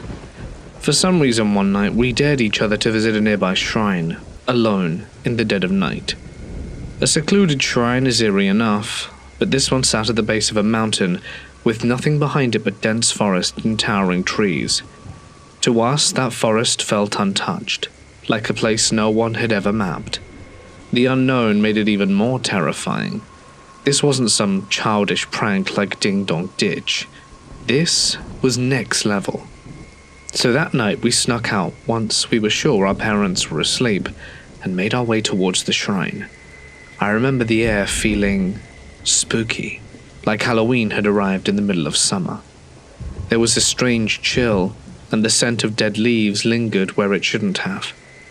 As we approached, the first thing we saw was the towering red torii gate. Beyond it, an ancient stone staircase that stretched up into the darkness leading to the shrine. And with every step, the silence around us felt heavier. Halfway up, we froze. A sound broke the stillness. Something was tumbling down the steps above us. It was light but moving fast. Our hearts pounded as the noise slowed, then stopped right at our feet. One of my friends flicked on his flashlight. The beam landed on a single child's shoe. Small, worn, and covered in moss. We stood motionless, barely breathing. A toddler's shoe. But no toddler would be up here alone in the middle of the night, not even with their parents. A thought crept into my mind, chilling and unmistakable.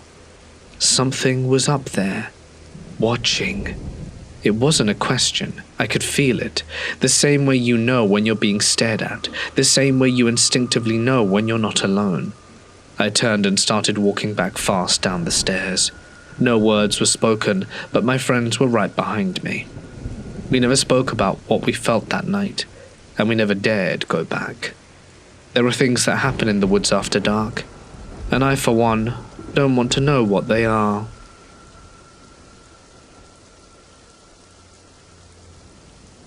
I went camping at a very isolated campground last summer. When we checked into the camp, the person in charge made it clear there was a huge bear problem, and we could get fined even for leaving drinks out, and that all food had to go in a bear box or car. We were super careful the first day, but on the second day, some idiot on our trip dropped a raw sausage on my sight and instead of cooking it anyway or throwing it in a bag in the bear box, decided to throw it in the bushes behind my tent. Fast forward a few hours, and Drunkard had fallen asleep. I woke up to the sound of something running around our tent that my friend and I were in. I thought it was the other guys messing with us, and I tried to go back to sleep. But throughout the night I kept waking up, and something was walking in our sight, sniffing near the tents, but the last straw was when it sniffed our feet. Both of us were totally freaked out, and were screaming and crying while blasting the air mattress pump to try and scare it off. I was certain that we were going to get mauled by the bear, and we got very lucky. Before you ask, I have no idea how we fell back asleep each time. Weed in a tent will also attract bears. I was 27 years old, living alone in my Riverview townhouse, working as an executive chef at a local restaurant. It was my night off, and after a light afternoon of drinking, I had taken a nap. By the time I woke up, it was 9 p.m, mid-fall, already dark outside. I was hungry, and brownies sounded amazing, but I didn't feel like making them. The closest grocery store had closed at 8, so I grabbed my keys and headed across town to Walmart, taking the expressway since it was the fastest route. After stocking up on snacks and other essentials, I started my drive back home. By then it was close to 10 p.m, and the road was quiet, just a few cars here and there. With my window down, I enjoyed the crisp fall air, and that's when I saw them. Several large glowing orange orbs hovered in the night sky less than a mile north of the expressway. They weren't blinking like aircraft lights, nor did they move like anything I'd ever seen before. The highway runs east to west, perpendicular to the Mississippi River before crossing into Illinois, and the orbs seemed to be hovering in that general direction. I came up to my turning and muttered to myself, "Man, that's weird." Then it hit me. Maybe it was just the reflection of the orange highway lights on my driver's side window. That makes sense, I thought. But as I turned left towards my apartment, I froze. My driver's side window was already down. That was no reflection. A chill ran down my spine. Trying to make sense of it, I thought maybe it was just a trick of the light. Determined to prove myself wrong, I circled back, heading west on the expressway, slowly creeping along while peering out of the passenger window. Nothing. I turned around, heading back east towards the river, searching the sky. Still nothing. I did this back and forth loop a few more times, changing my speed, rolling my window up and down, testing different angles. But the orbs were gone. The spot in the sky was nowhere to be seen. I couldn't shake the feeling that I had seen something, so I called the local TV station. No answer. Then, on a whim, the police station. The dispatcher picked up.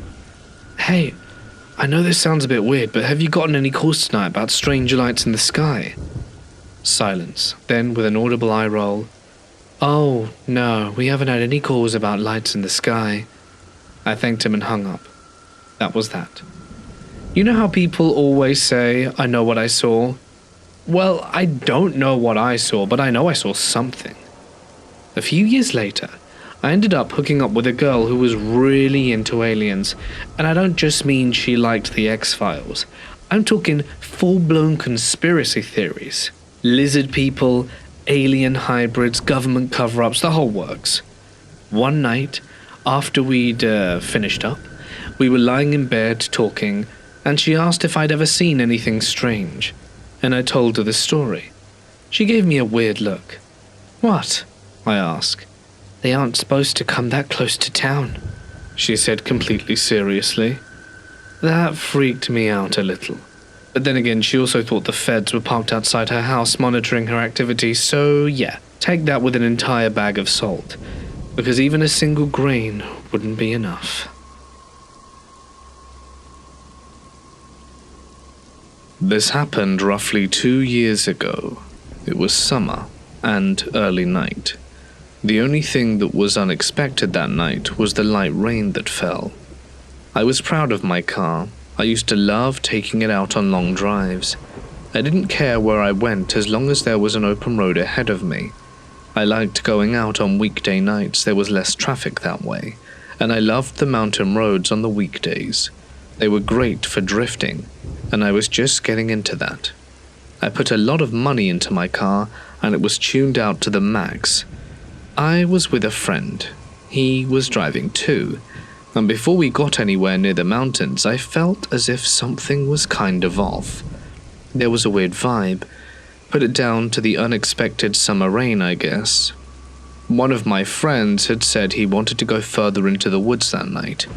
I guess I did too, since I was kind of bored of drifting around the same curves. I smiled at the beware of animals sign, thinking we were invincible. I guess that's how it is when you're young. You just have something about you, don't you? I had seen animals crossing in the dark at night, but the sign didn't intimidate me. I actually saw 3 animals that night, a weasel, a big bird, and a tanuki. One of my friends swore that once he saw an animal with a glowing white body one night. Of course, I just brushed it off. I'd never seen anything like that. Those aren't real. There were no streetlights in the mountains, nothing but pure darkness, and I guessed what he witnessed must have been an illusion of some kind. We kept on driving. It got later and later, and I mean we always headed out late, but it was almost 3 a.m. and we weren't heading home yet. I'd had enough, to be honest, and I was running low on gas and didn't feel like driving around and around in the middle of nowhere anymore. I turned around, put my hazards on, and sent my friend a message to let him know I was going to make my way home. I sat there messaging with my phone, expecting my friend to reply. He seemed to be taking his time, I thought, forget this, I'm tired. I figured my friend would understand if I took off early, and I mean we were in constant communication with one another. I gave him a few more minutes, gave him to the end of my smoke that I lit, and cracked the window a little. The rainfall on the roof of the car was quite pleasant to listen to. It wasn't heavy. It wasn't light enough for me to stand out there smoking a cigarette, though, without it going out. And it was at this point I heard a strange noise.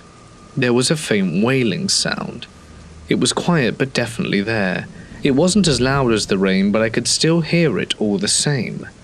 I knew that some animals make calls that sounded almost human, and I tried to convince myself that it was just an animal. But there was something in the way it cried that didn't let me. With each passing second, the realization sunk in. It sounded more and more like someone crying. I remember sitting there, the smell of tobacco, the drum of the rain, and the sound of the windscreen wipers going back and forth. I had the key to the ignition in my hand. I wanted to go, but something inside me told me I shouldn't. The sobbing sounded louder.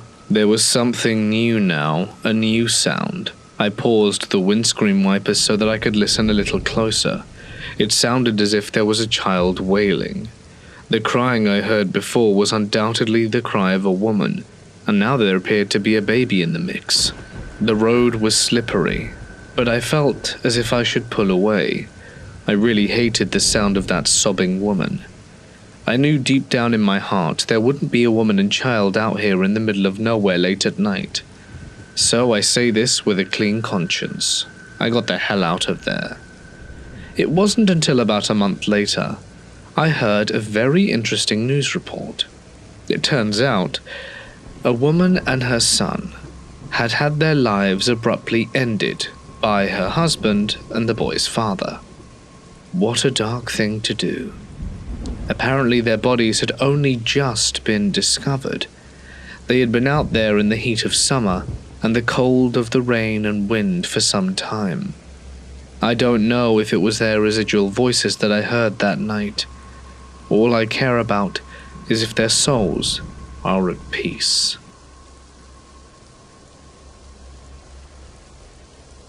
When I was 11, my parents took my best friend and I camping in Colorado. They had one of those campers with bunk beds, a kitchen and a bathroom in it. One day my friend and I were walking around and a guy came up and started chatting with us. He was probably in his 20s and asked my friend if I wanted to hang out with him and go swimming. Something about him made me uneasy, and we said no and went back to our parents. We didn't think too much more about it, but at some point during the night I woke up. The bed in there was next to a window. I rolled over, and he was staring at me through the window. I screamed and woke everyone up.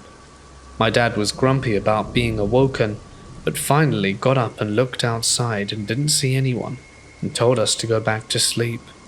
In the morning, my dad had a look for this guy, but he'd cleared his stuff and taken off before morning.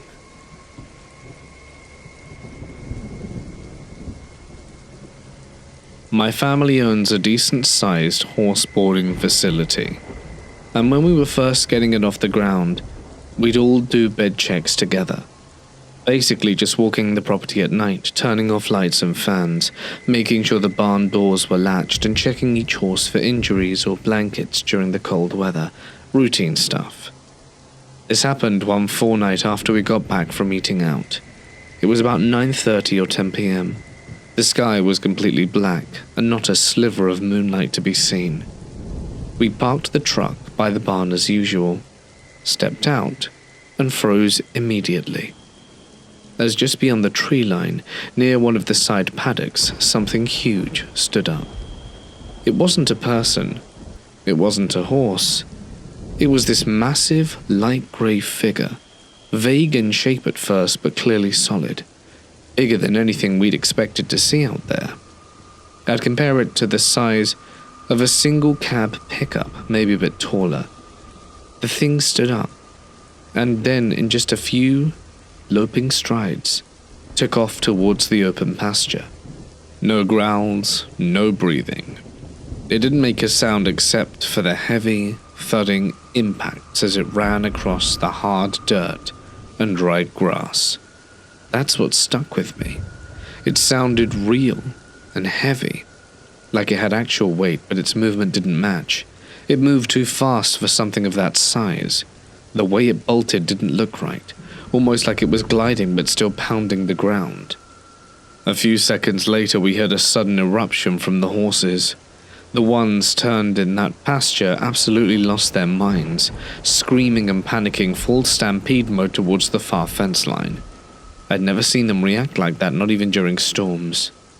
We hauled arse over there thinking maybe a horse had gotten out or someone broken in. We did a full count and double-checked, and every single one was accounted for. Nothing missing, no signs of injuries or blood, no damage to fencing or anything.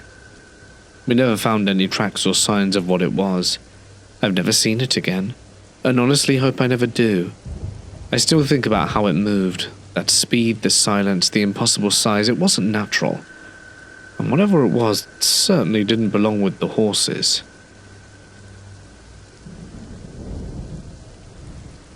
This is a story from my childhood that still gives me chills. Let me set the stage. I'm 24 years old now, a guy, but this happened when I was 7. I grew up in a children's care facility until I was 11. It wasn't the easiest start in life, but we made do. The place had its traditions, and one of them was the Little Explorer field trip, where the younger kids between 4 and 7 would go on outings to parks, zoos, or other fun places. This particular trip was to a huge park with a forest and a pond. I remember it vividly because it wasn't just any trip. It's the day something happened that I will never forget. I was with 2 others, Sayuri, a girl my age who'd been at the facility as long as I had, and Itsuki, a younger boy who was on his first ever field trip with us. The 3 of us were grouped together since we were the only little kids there that day. The older kids didn't come on the trips. At first, it was a pretty normal outing. Sayuri and I were used to these field trips. We'd been to this park countless times. Honestly, we were a bit bored of it. But Itsuki was practically bouncing with excitement, his little face lighting up at every new thing. He kept asking us questions. "Have you been here before, Tatsu?" That's what the younger kids called us older ones. Also, my name is Tatsuya. "Yeah, lots of times," I say, trying to look cool. Our caretaker, a staff member from the facility, encouraged us to explore while she kept an eye on us from a distance. "Go on, take Itsuki on an adventure," she said with a smile. So we did. The park was beautiful, with thick trees and a quiet pond in the middle. As we wandered, we stumbled upon something we hadn't expected. A tori, a traditional Shinto gate standing alone in the woods. Behind it was what looked like an old shrine, overgrown and forgotten. Sayuri and I had been there before and thought nothing of it, but the moment we stepped through the tori, Itsuki froze. "I don't want to go." He dropped to the ground and burst into tears. "What's wrong?" I asked, crouching beside him. Through his sobs, he pointed past me. "There's a black shadow behind you. He just appeared. He's scary." Sayuri and I spun around, our hearts pounding. But there was nothing there. Nothing but trees and the stillness of the woods. Itsuki's panic was contagious. The three of us bolted, running blindly through the forest. The strange thing was, even though Sayuri and I had been there many times, we couldn't find our way back. The trees felt like they were closing in on us, the paths twisting and unfamiliar. At some point I got separated from them. Alone, scared, worried for them both, and completely lost, I started to cry. I felt like I let them down, and felt stupid for getting myself lost. A man emerged from the trees, walking towards me. I realized in an instant who this was. I was looking at the one who had upset Itsuki badly. His whole figure was shadowy, like he was made of darkness itself. Yet something about him felt oddly comforting at first. "Are you lost?" he asked in a soft voice. "Yes." He smiled, though it didn't reach his eyes. "I'll take you back." Without thinking, I reached for his hands. And the moment I did, I heard voices calling my name. It was Sayuri and the caretaker. I turned to look, relief washing over me. "They found me," I said, letting go of his hand. But when I turned back around to thank him, my stomach dropped. The man was no longer there. In his place was a shadowy figure with no discernible features, its form shifting and flickering like smoke. And then I realized something even worse. I wasn't where I thought I was. I'd somehow ended up on the other side of a tall barbed wire fence meant to keep people out, or in.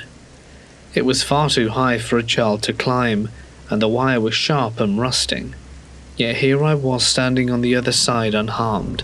My caretaker's voice was frantic as she climbed the fence to reach me. "How did you get over there?" she shouted, her face pale. I didn't know what to say. When they finally got me back to safety, I tried to explain about the man, the dark figure, and how he led me there. But no one believed me except Sayuri. "I think I've seen him before," she admitted quietly. "On a different trip. He tried to hold onto my hand, but you called my name and I snapped out of it. We never spoke again about it after that. Even now I wonder who or what was that man. Why did he want to take me deeper into the forest? Was he the same black figure my young friend saw? Sometimes when I walk through quiet parks or woods, I feel like I'm being watched. And I wonder if he's still out there, waiting to take another lost child by the hand.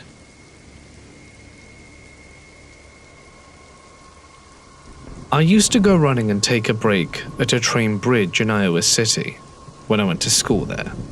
I did a lot of night runs, sometimes only after dark, and that's when I'd hear something swimming around at the train bridge, maybe human or deer-sized. One time it was late and I heard it again, but this time I could see something dark on the water. It looked like a profile of a very large head. I said, "Hello, is someone there?" It stopped dead still and looked up at me. It was dark, but I could tell it was looking right at me. This went on for 30 seconds to a minute, and then went under, and I never saw or heard it again. I told myself it was a person swimming, but why not say hi back? Also, where did they go under to? It was a slow river. I would have heard it surfacing or get out of the water unless it was over 100 feet. The closest thing I've ever seen to a cryptid that I know about, I guess. Some people are saying beavers or otters, and I've seen river otters. It was far too big to be a normal-sized one. I've never seen one 6 foot tall, and I don't think they live anywhere near Iowa. It was much too big to be a beaver too. I see them all the time, and they're usually denoted by telltale signs such as dams and chewed trees. I've never seen beavers active at night, only during the day. I think it was probably just a person, maybe a homeless person who wanted to not be bothered by me. Or maybe it was something more. What do you guys think? I want to share a story with you about a humanoid encounter I had. So, I'm going to start off with dreams. Most dreams have a surreal logic, where you're dragged along without control. But this dream was different. I could think clearly. I could feel the hardwood floor under my feet, even smell the old air in the house and feel my breath. This started when I was about 12 or so, around 2010. I was staying with my great-grandparents at their place at Chattooga County, Georgia. It's a rural area, not a lot of houses. Their home sat near the end of a gravel road, with only a few other homes spaced far apart. You could hear the lake from the porch sometimes. One night around 1 a.m., I got out of bed to get a glass of water. Their house was big and old, with creaky floors and long hallways. I stepped out of the room, walked down the narrow hall towards the living room. The kitchen was connected right off it. I'd done this 100 times before, but this time as I approached the living room, everything felt off. It was the light that caught me first. The room wasn't dark, but the light wasn't normal either. It was a soft yellow glow, like the ceiling light was on, but it didn't match the bulbs we always used. It felt altered and artificial, slowed down like a filter on reality. I walked around the corner and that's when I saw him. In the middle of the room stood a tall figure cloaked in black. On either side of him were two smaller figures. I could barely process them. They seemed to flicker out the second I focused on them. Vague shapes, like something half erased, or scrawled hastily into the background of a drawing. I'd recognize the smaller ones as resembling grey aliens. But in that moment, they didn't hold shape. They were just there, then gone. The tall figure, though, was impossible to miss. Facing away from me, he had to hunch to fit beneath the ceiling. His cloak ended at the height of a tall man, but when he turned around, I felt like he gained 2 extra feet. And when he turned, I felt everything change. The air itself, time, sound. He stared at me. And in that moment my body froze. I couldn't scream. I couldn't breathe. All I could register was the smell. I didn't know how to describe it until later, until my great-granddad spent his final weeks in hospice. It was the smell of death, not rot, nor blood, but death. His face was smooth and pale, no features outside the classic alien outline, a long rounded head, slits where the nose should be and a small mouth. But the eyes weren't right. They looked like they didn't belong to our world. He didn't move for a moment, just watched me. Then he stepped closer. From within his cloak he reached out with one long, thin hand. His fingers curled like branches towards my face, and as soon as his skin touched mine, I blacked out. I woke up on the couch in the living room. It was just after dawn. I stood up confused and shuffled back to my bedroom, and as soon as I lay down, the memory of what had happened came back in full force. I pulled the blanket over my head and stayed there until I heard my great-grandma cooking in the kitchen. 2 years passed. My great-granddad was gone by then. I was older, but the dreams never stopped. I saw the tall one in them, always silent and always watching. For a while I saw him almost nightly, especially in the weeks after the first night. The second time I encountered him in waking life, It was the same setup. Late night. I got up for a drink. This time it was a Dr. Pepper. And halfway down the hall I stopped. The air was wrong again. The hum in the background and that subtle sense of dread was back. I couldn't go back to bed. I wasn't scared, but I wasn't calm either. It was more like I was being guided, like my choices weren't my own. When I stepped into the living room, he was already there facing me. No smaller figures this time, no smell, but a low humming like a distant generator. His presence was overwhelming. But it wasn't like the first time. He seemed less startled, calmer. He raised one long arm again, and the same thing happened. His hand touched me, and I lost consciousness. Again I woke up on the couch, and again I was left with this lingering feeling of being watched. Over the next few years I never saw him awake again, but the dreams continued. Sometimes they came every few months, sometimes back-to-back nights, and always I woke up sweaty, cold, and terrified. One night I tried to stay up to catch him. I sat in the living room fully awake, just waiting. I never saw him. But I woke up hours later in a bizarre position on my back, legs over the couch, blankets scattered. I don't know what he is. I don't know why me. But I know what I saw.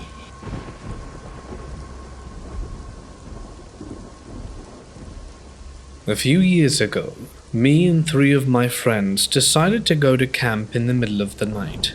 I know it's super random, but with everything that was going on in the world, we wanted to be in nature. It was very spontaneous. From playing Xbox to this, the huge hype hit in under an hour, and we jumped into our cars and drove outside of the city. We drove to a small town out of the city and left our cars there since the woods or place that we wanted to camp wasn't suitable for driving. It was super fun. We city boys carrying bags, tents, knives and food. It really felt fun, and nobody was scared or cautious, even though we were walking in the woods at night, far from civilization, with only the help of our smartphone flashlight. After some hours, we found a place that seemed really cool, a cute small lake and a huge open area.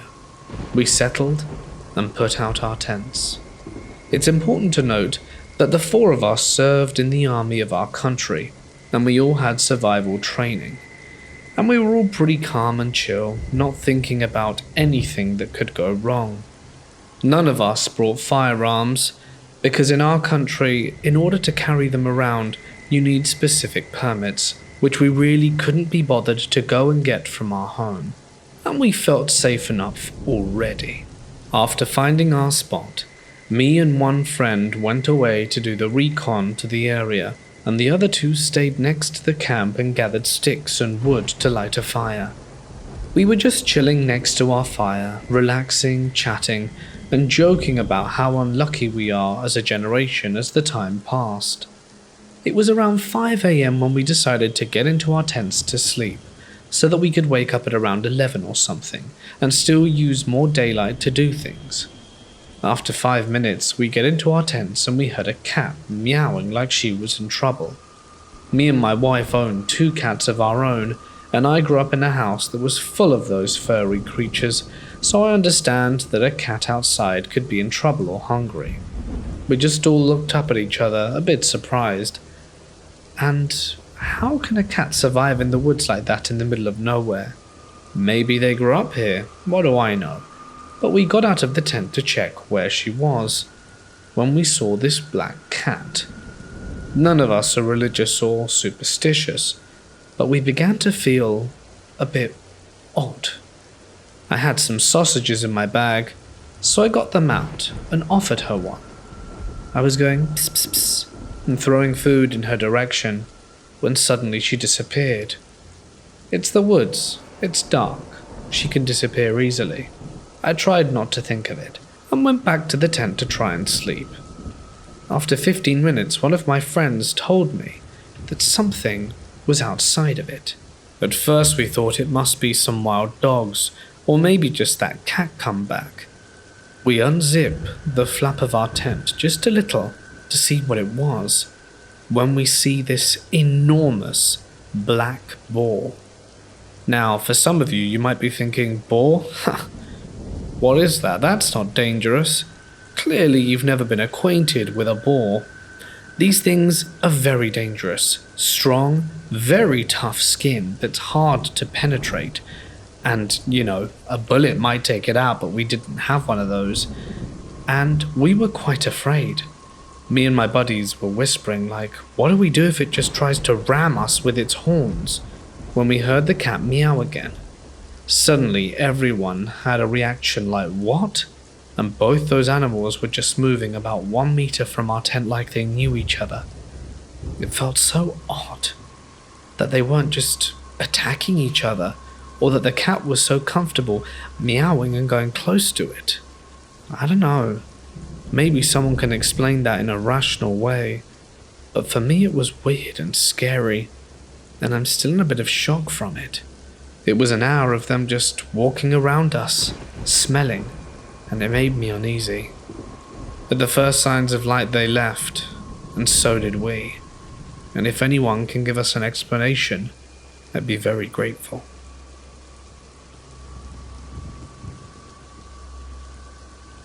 I heard this story from a guy at my company who comes from the countryside. I mean deep in the mountains. His family grows and sells shiitake mushrooms. When he was younger, he used to work there, and one of his main jobs was to patrol the mountains where the mushrooms grew. He said that people would often sneak out there to either mess around and party and inadvertently destroy the mushrooms, or they would just plain steal them. He would go out periodically and keep watch over the place. Well, one afternoon while out on patrol, he said that he noticed something was out of place. He said there was a shadow moving between the trees. He spotted it at a distance, and at first he thought it was a person, perhaps playing airsoft or paintball or something. He shouted to them, "Hello, not sure if you noticed, but you've strolled onto private property, pal. Could you please go ahead and leave?" The shadow then started moving towards him, and as it got closer he noticed it wasn't a person at all. It was just a black shadowy outline of a person. He couldn't believe what he was witnessing. The shadow even made noises as it travelled. It crunched the leaves and sticks that lay on the floor. He said it was so dark that he couldn't make out any features, no eyes or anything. It was just a jet black shadow. For some reason, he didn't seem that afraid of it. He said it approached him and passed him by. He said he felt a slight chill as it moved past him, but nothing more. He went home and told his dad and my grandpa about what he saw. No one really knew what it was or had any explanation for it, and they all ended up agreeing that it must have been something that has lived on the mountain before their family and ancestors came along. Maybe it was some kind of forest spirit. I wouldn't have been able to keep as cool as he had. Just the image of a black shadow approaching the woods is frightening enough for me.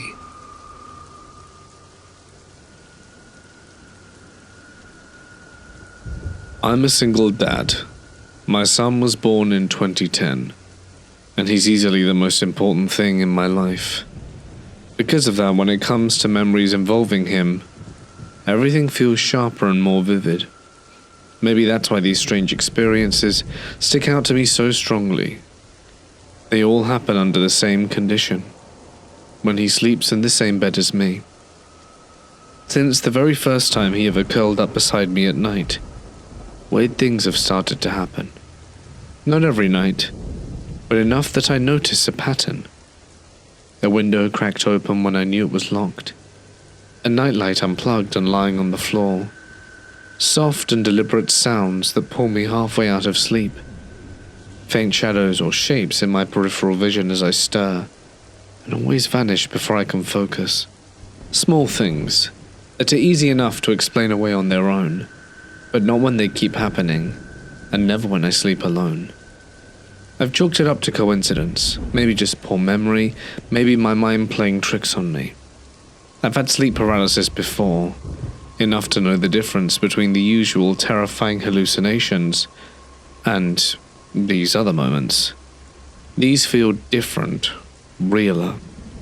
They don't come with that gut, deep dread, or crushing weight pressing on my chest. Instead, these moments feel calm. So last night was one of these nights. My son had a fever and wasn't feeling great, so I let him sleep in bed with me. I recently switched to working overnights, which means I've become a very light sleeper during the day, and even on nights off. I never really sleep that deeply anymore. I remember glancing over at him just as I was starting to drift off. He'd kick off his blankets, he always does that, hated being too warm, and his pillows had shifted so his head was resting partly on the mattress, which was nothing unusual. I made a mental note to pull the blanket back over him if I woke up again, and at around 3:45, I did wake up, but not because of him. It started with a sound, not loud, but sharp enough to pull me out of sleep instantly. I sat up, something felt off. That's when I noticed my bedroom door was open. I never leave it open.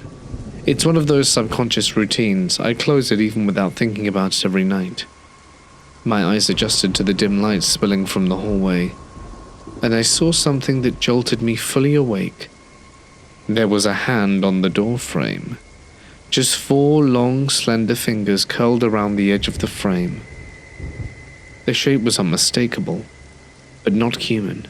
They were too long and smooth. My breath caught, but my body moved on instinct. I swung my legs out of bed to get up, and the hand withdrew in a single fluid motion. Something pulled back from the doorway and I caught a glimpse of what looked like a tail vanishing down the hall. It wasn't running. It didn't stumble or scramble or slam into anything. It just vanished with fast, unnatural grace. I moved fast, heart pounding, stepping out into the hallway. But there was nothing. The house was quiet, but still I checked every room, every corner, even double-checked the locks on the doors and windows. Everything was secure and there were no signs of break-ins, no loose latches, and nothing disturbed. I came back to the bedroom, unsure of what to expect, but my son was fast asleep. Blankets tucked up around his chest, pillow perfectly placed under his head. His breathing was even and deep, and when I touched his forehead, the fever he had earlier was gone, like it had never been there at all. That's when the feeling hit me. The stillness in the air, not dread, not fear, but something else. Like I was being watched. Like something had been inside my house, something that didn't belong. It might not have been trying to harm us, but it left behind this hollow calm I can't explain. I've got 2 dogs. They sleep in my room every night and neither of them barked, growled, or even twitched. That bothers me more than anything. I trust those dogs, they react to everything. But what this was, it came and went without stirring them at all. I've told myself it was just another dream, just my brain misfiring from years of sleep deprivation and odd shifts. But I was awake fully, and I know the difference between a dream and what I saw. And I keep coming back to the same question. Why does it only happen when my son sleeps beside me? Every time it happens, it's always the same, some quiet anomaly, like I've said before. Once during a bad winter, I woke up to find his humidifier turned on. I hadn't touched it, and his stuffed animal positioned neatly under his arm, like someone had tucked it there. Still, he never stirred.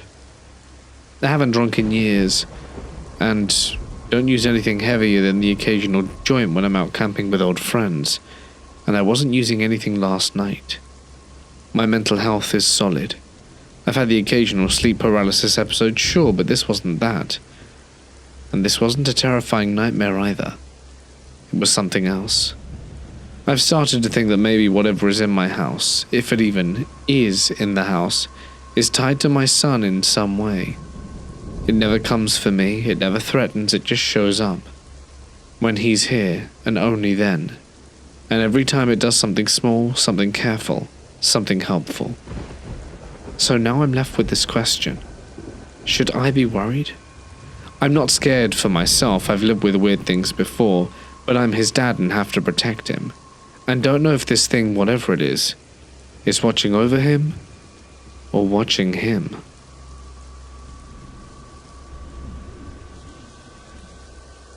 One night about 5.5 years ago, I was driving to my mum's from my dad's and my girlfriend was following me in her car. Well, I looked down for a second and when I looked back up, there's a massive coyote in front of my car. And it was all mangy with big teeth and was super tall. I proceeded to hit it going about 50. I even felt my car bump as I hit it. My girl saw me and slammed on the brakes, so she called me and asked what happened. Once I told her, she sounded very freaked out because she didn't see anything, nor did anything come out from under my car. We were pretty freaked out, so we just finished the drive to my mum's. Once there, we looked at my car and it was messed up, like I hit another car or something. So I told my mum, and we all went back to the scene, and there was no coyote body or pieces of my car. It really messed me up for a long time. Fast forward a few months ago, my now fiancé learned of a creature called a skinwalker, and as we were discussing it, we wonder if that might have been what I hid all those years ago. We heard an ear-piercing woman scream right by our front door. I mean, it sounded like she had to have her mouth against the door, but when we went to check it out, there was no one there, and we vowed to never talk about that day again.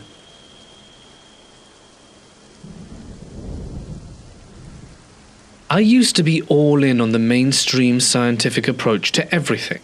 If Richard Dawkins said it, it was gospel. If Neil deGrasse Tyson had an opinion, I echoed it without question. My curiosity and critical thinking were on autopilot. I was a lemming, blindly following the voices of authority in science. Then one day something happened, and from that moment forward, the world started to get stranger. It was a hot August day in Massachusetts, the air thick with a hazy smog from wildfires burning in Canada. I was heading home with my buddy Giovanni, when, as we were about to step inside through the back patio door, Gio suddenly stopped me. "What the hell is that?" At first I didn't see anything, but as I followed the direction of his pointing finger, I spotted it. A small black dot, hovering just above the treetops in the backyard. It was moving towards us at a slow, steady pace. As it got closer, maybe 25 to 30 feet above our heads, we could see it more clearly. It was black, but had this strange brownish-purple sheen, almost like oil on water, and it floated like a bubble. But that wasn't the strangest part. The air around it looked warped, as if space itself was bending around the object like an Einstein ring in those images of black holes. It wasn't just drifting aimlessly either, it had intent. When it reached a power line, it adjusted, moving back and over it. When a tree branch was in its path, it dipped under, then backed up again.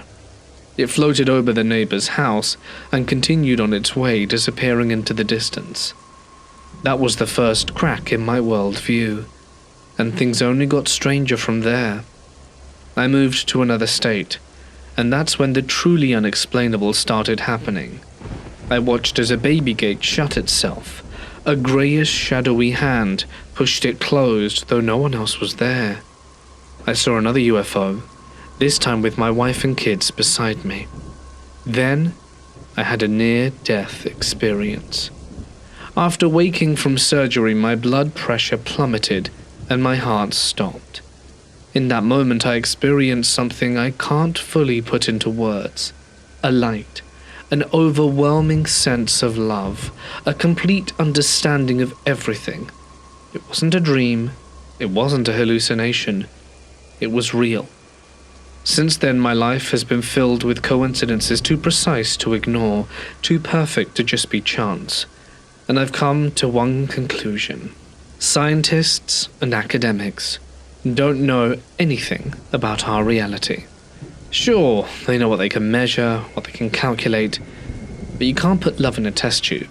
You can't quantify the soul. Too many of them, after spending 8 years obsessing over a single narrow discipline, become so arrogant that they dismiss anything outside their tiny bubble of expertise. They mock what they don't understand because it wasn't something their tenured professor taught them while they were still figuring out how to clear up their acne. We have to experience the world for ourselves, and think for ourselves. So those of you who always told me there was more to existence than science could explain, to the believers, to the experiences of ones who knew, this is my apology. You were right, all along. I live in Chicago, and about 7 years ago we had what was called a polar vortex. Basically, it was -10 for a few weeks and even colder at night. One of these nights I stayed up late to watch some movies. It was 2 a.m. and it felt like -30, so I went out for a smoke. The back door to my house is raised and have steps and a little landing. I can see into my neighbor's yard 2 houses down. I went out, and before I lit up the cigarette, I heard a scratching and banging coming from my neighbor's yard. I look over, and there was this thing with their garage door. The only thing I can describe it looked like a skinny naked person with grey skin, and seemed to walk on its hands and legs crab style. I stood frozen for a few minutes and just watched it. It looked like it was going to try and get out of the cold and into the garage. After a few minutes, I quietly went back inside and kept watching. Eventually it gave up, slammed against the garage door and scuttled away. I didn't really believe in this stuff, until I saw whatever that monstrosity was. During the summer of 2012, and having just graduated primary school, my 6 friends and I ventured almost every day to the exact same place along the outskirts of town.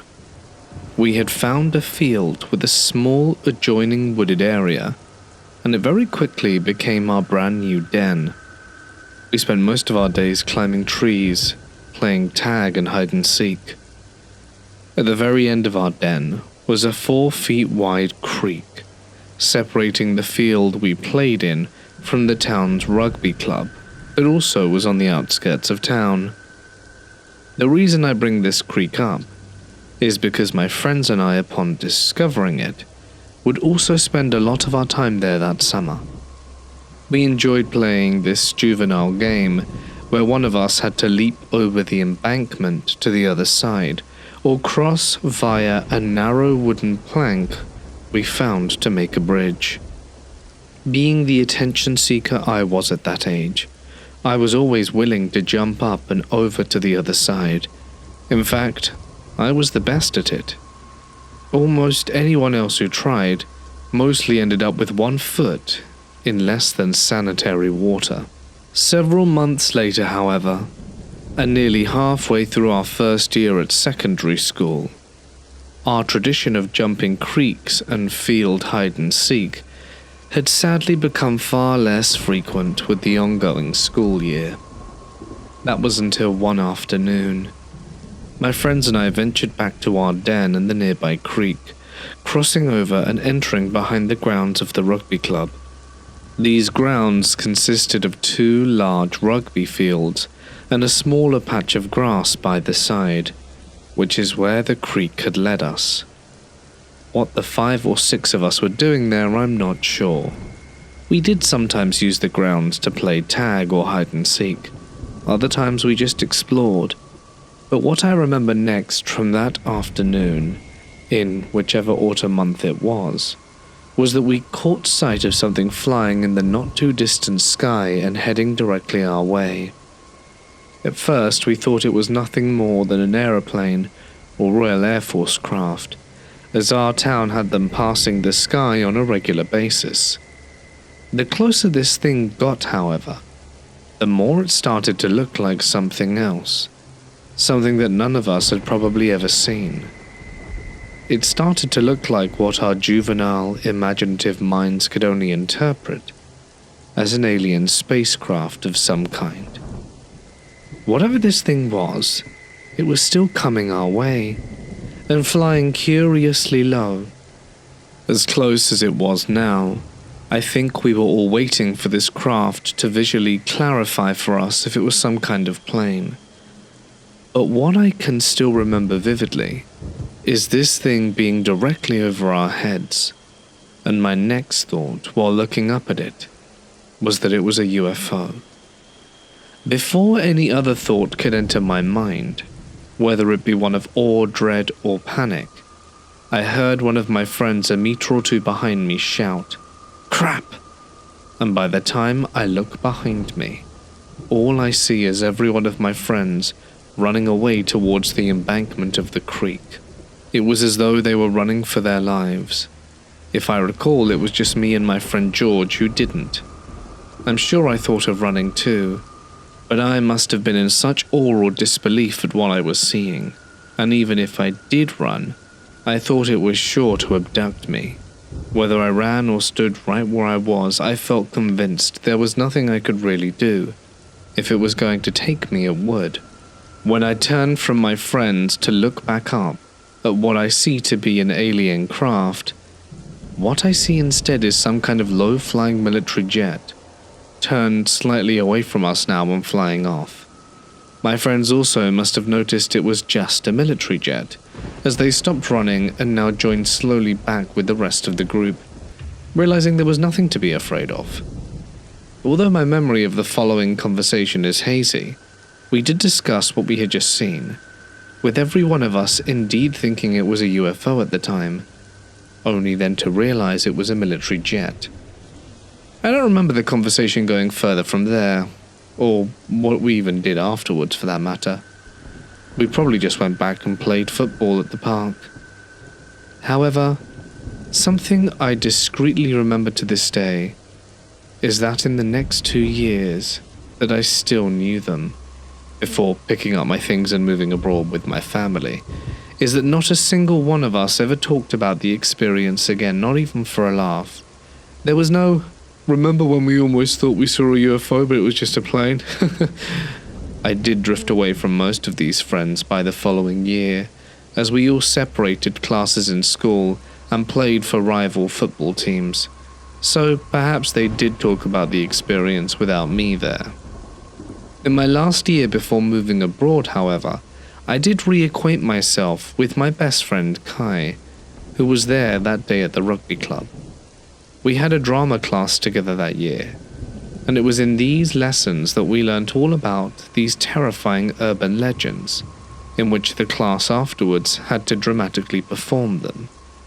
It was also from these lessons that Kai and myself became obsessed with urban legends, so much that we would watch scary videos about them.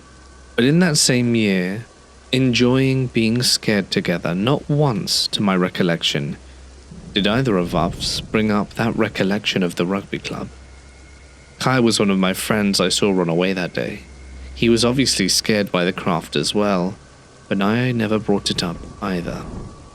In fact, I think I almost forgot about the whole experience, just like my first experience a year prior to it. But what's even crazier to me is that I seem to forget about both of these experiences, regardless of what they were for the next 10 years. If you're wondering why I'm talking about this second experience, even though it only turned out to be a military jet, it's because since recollecting my first experience recently, and becoming acquainted with UFO lore and history, some things about that day no longer add up to me. Number one, if it was an RAF jet, and it was flying dangerously low, potentially only 100 feet above us. From what I researched, RFA jets can fly as low as 100 feet, but when it comes to populated areas containing vehicles and civilians, they cannot go lower than 500. If this was a jet, it may not have even seen my friends and I, but it was still flying in and around a populated town. The second point, I'm 100% convinced that this craft flying over me was an alien craft, 100 feet or so above me, and that is what I believed I was seeing. It was only when I looked to my friends running away and then back again did I realize it was somehow a military jet. And perhaps the most confusing aspect of this experience is that the RAF jet, from my recollection, barely made any noise whatsoever. From what I've read and witnessed since then, RAF jets at only 25 meters after takeoff are so loud it can even rupture your eardrums. Like I said, this jet was no more than 160 feet above us, yet I could still hear my friends cuss behind me. Having recently fallen down the UFO rabbit hole in the past year, I did come across one video, whether real or hoax, of a spinning, bright yellow light in the sky clear as day that slowly morphed into a standard airliner. Although in that video the transition took the better part of a minute, I then wondered if the craft I saw could have possibly done the same thing. However, when I previously shared my experiences online only several months ago, one person rationally suggested that the craft I saw could have been in fact the Avro Vulcan VH558, which was active around 2012 and based at Doncaster Sheffield Airport, not far from where I lived. It is indeed a very odd-looking craft, with wings resembling something that you might see out of Star Trek. Now, if you ask me, in the year of 2025, if what I saw in 2012 was either a UFO or simply a jet, for the sake of rationality, I would say it was a jet, whose strange appearance merely confused a group of 12-year-old boys. However, to conclude the speculation of this second experience, I will leave you with this. Not long after sharing my experience, an online user advised me to share my story with a specific UFO investigator who particularly focused on UFO activity in the Yorkshire area. Feeling in need of answers, I emailed this very same investigator. Intrigued by my story, he requested a conversation over the phone with me, and after replaying this experience with him, highlighting how the jet was supposedly flying dangerously low without producing much sound at all, he simply told me it was not a military craft. I'll leave the interpretation down to you, but I remember what I saw.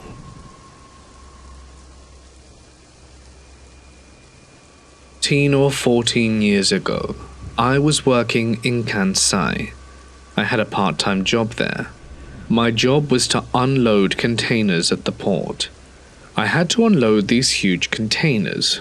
We would store the unloaded cargo in our warehouses, and there we would keep them until whichever company came along to collect them. There was a lot of heavy machinery in use, cranes, forklifts, etc. A lot of the work depended on us staff manually unloading the containers. The containers were full to the brim, we're talking 2 to 4 tons. Most of the stuff we would unload would be beverages and livestock food. In one day we could unload 2 or 3 of these containers. I remember one day we were unloading box after box of laundry detergent in the height of summer. Man, it was hotter than hell. The work wasn't really hard, and my co-workers weren't exactly pleasant either. I worked with the Yakuza. They were ill-mannered, shall we say, and very quick to anger. I think I was working with some former Yakuza bosses too, former gang members and the like. It was really strange, and a shady company looking back on it. Well, one day I was returning from my break as a container was being lowered. They were engaged in quite a serious discussion. Is it? Yeah, it's no good, that thing. I just heard the tail end of their conversation. The container had to be unloaded this afternoon. It was untouched and filled to the brim. Great. That's me not going home early, I thought. What the hell happened? What was the situation? I was irritated. As I walked in, the 2 biggest guys I worked with were silent. I didn't ask, but I thought that was weird as they were quite loud mouths.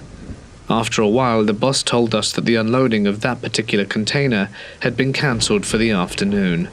I found that a bit strange, but didn't complain.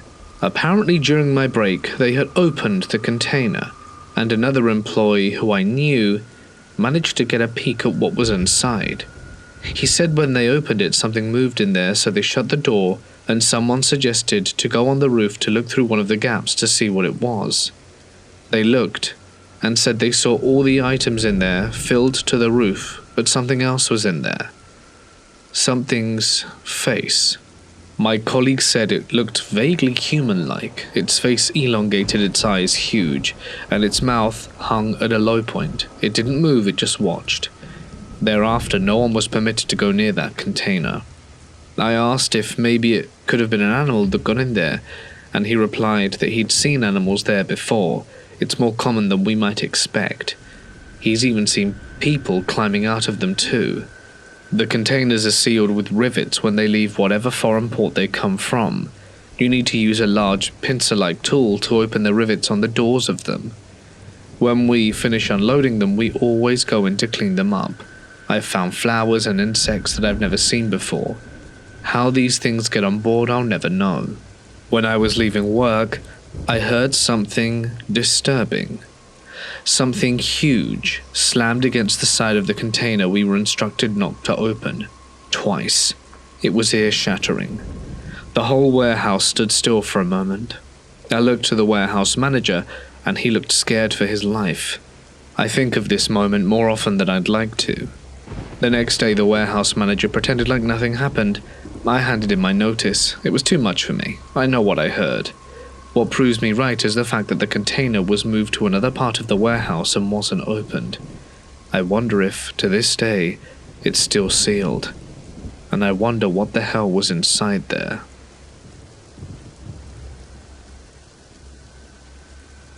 Until I was around 12 years old, I was vehemently convinced that dragons existed, and nothing anyone would tell me against it would convince me otherwise.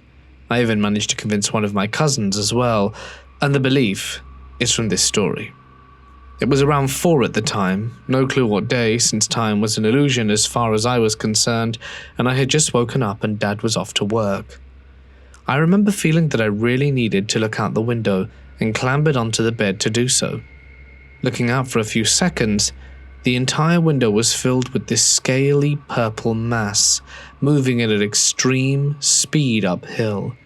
Yet despite the speed, it seemed to have just kept on going and going, and I knew it had to be a dragon, and got all giddy wanting to open the window to see it better, but I didn't know how to open the window, and eventually, the mass disappeared, the dragon having moved fully uphill.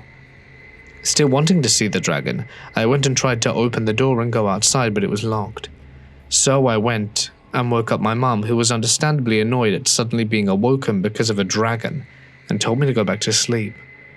The reason I used to believe it so vehemently, and not merely see it as a dream, is because I couldn't pinpoint the actual point I woke up after seeing the dragon, and don't remember waking up or going to sleep after the interaction with my mum.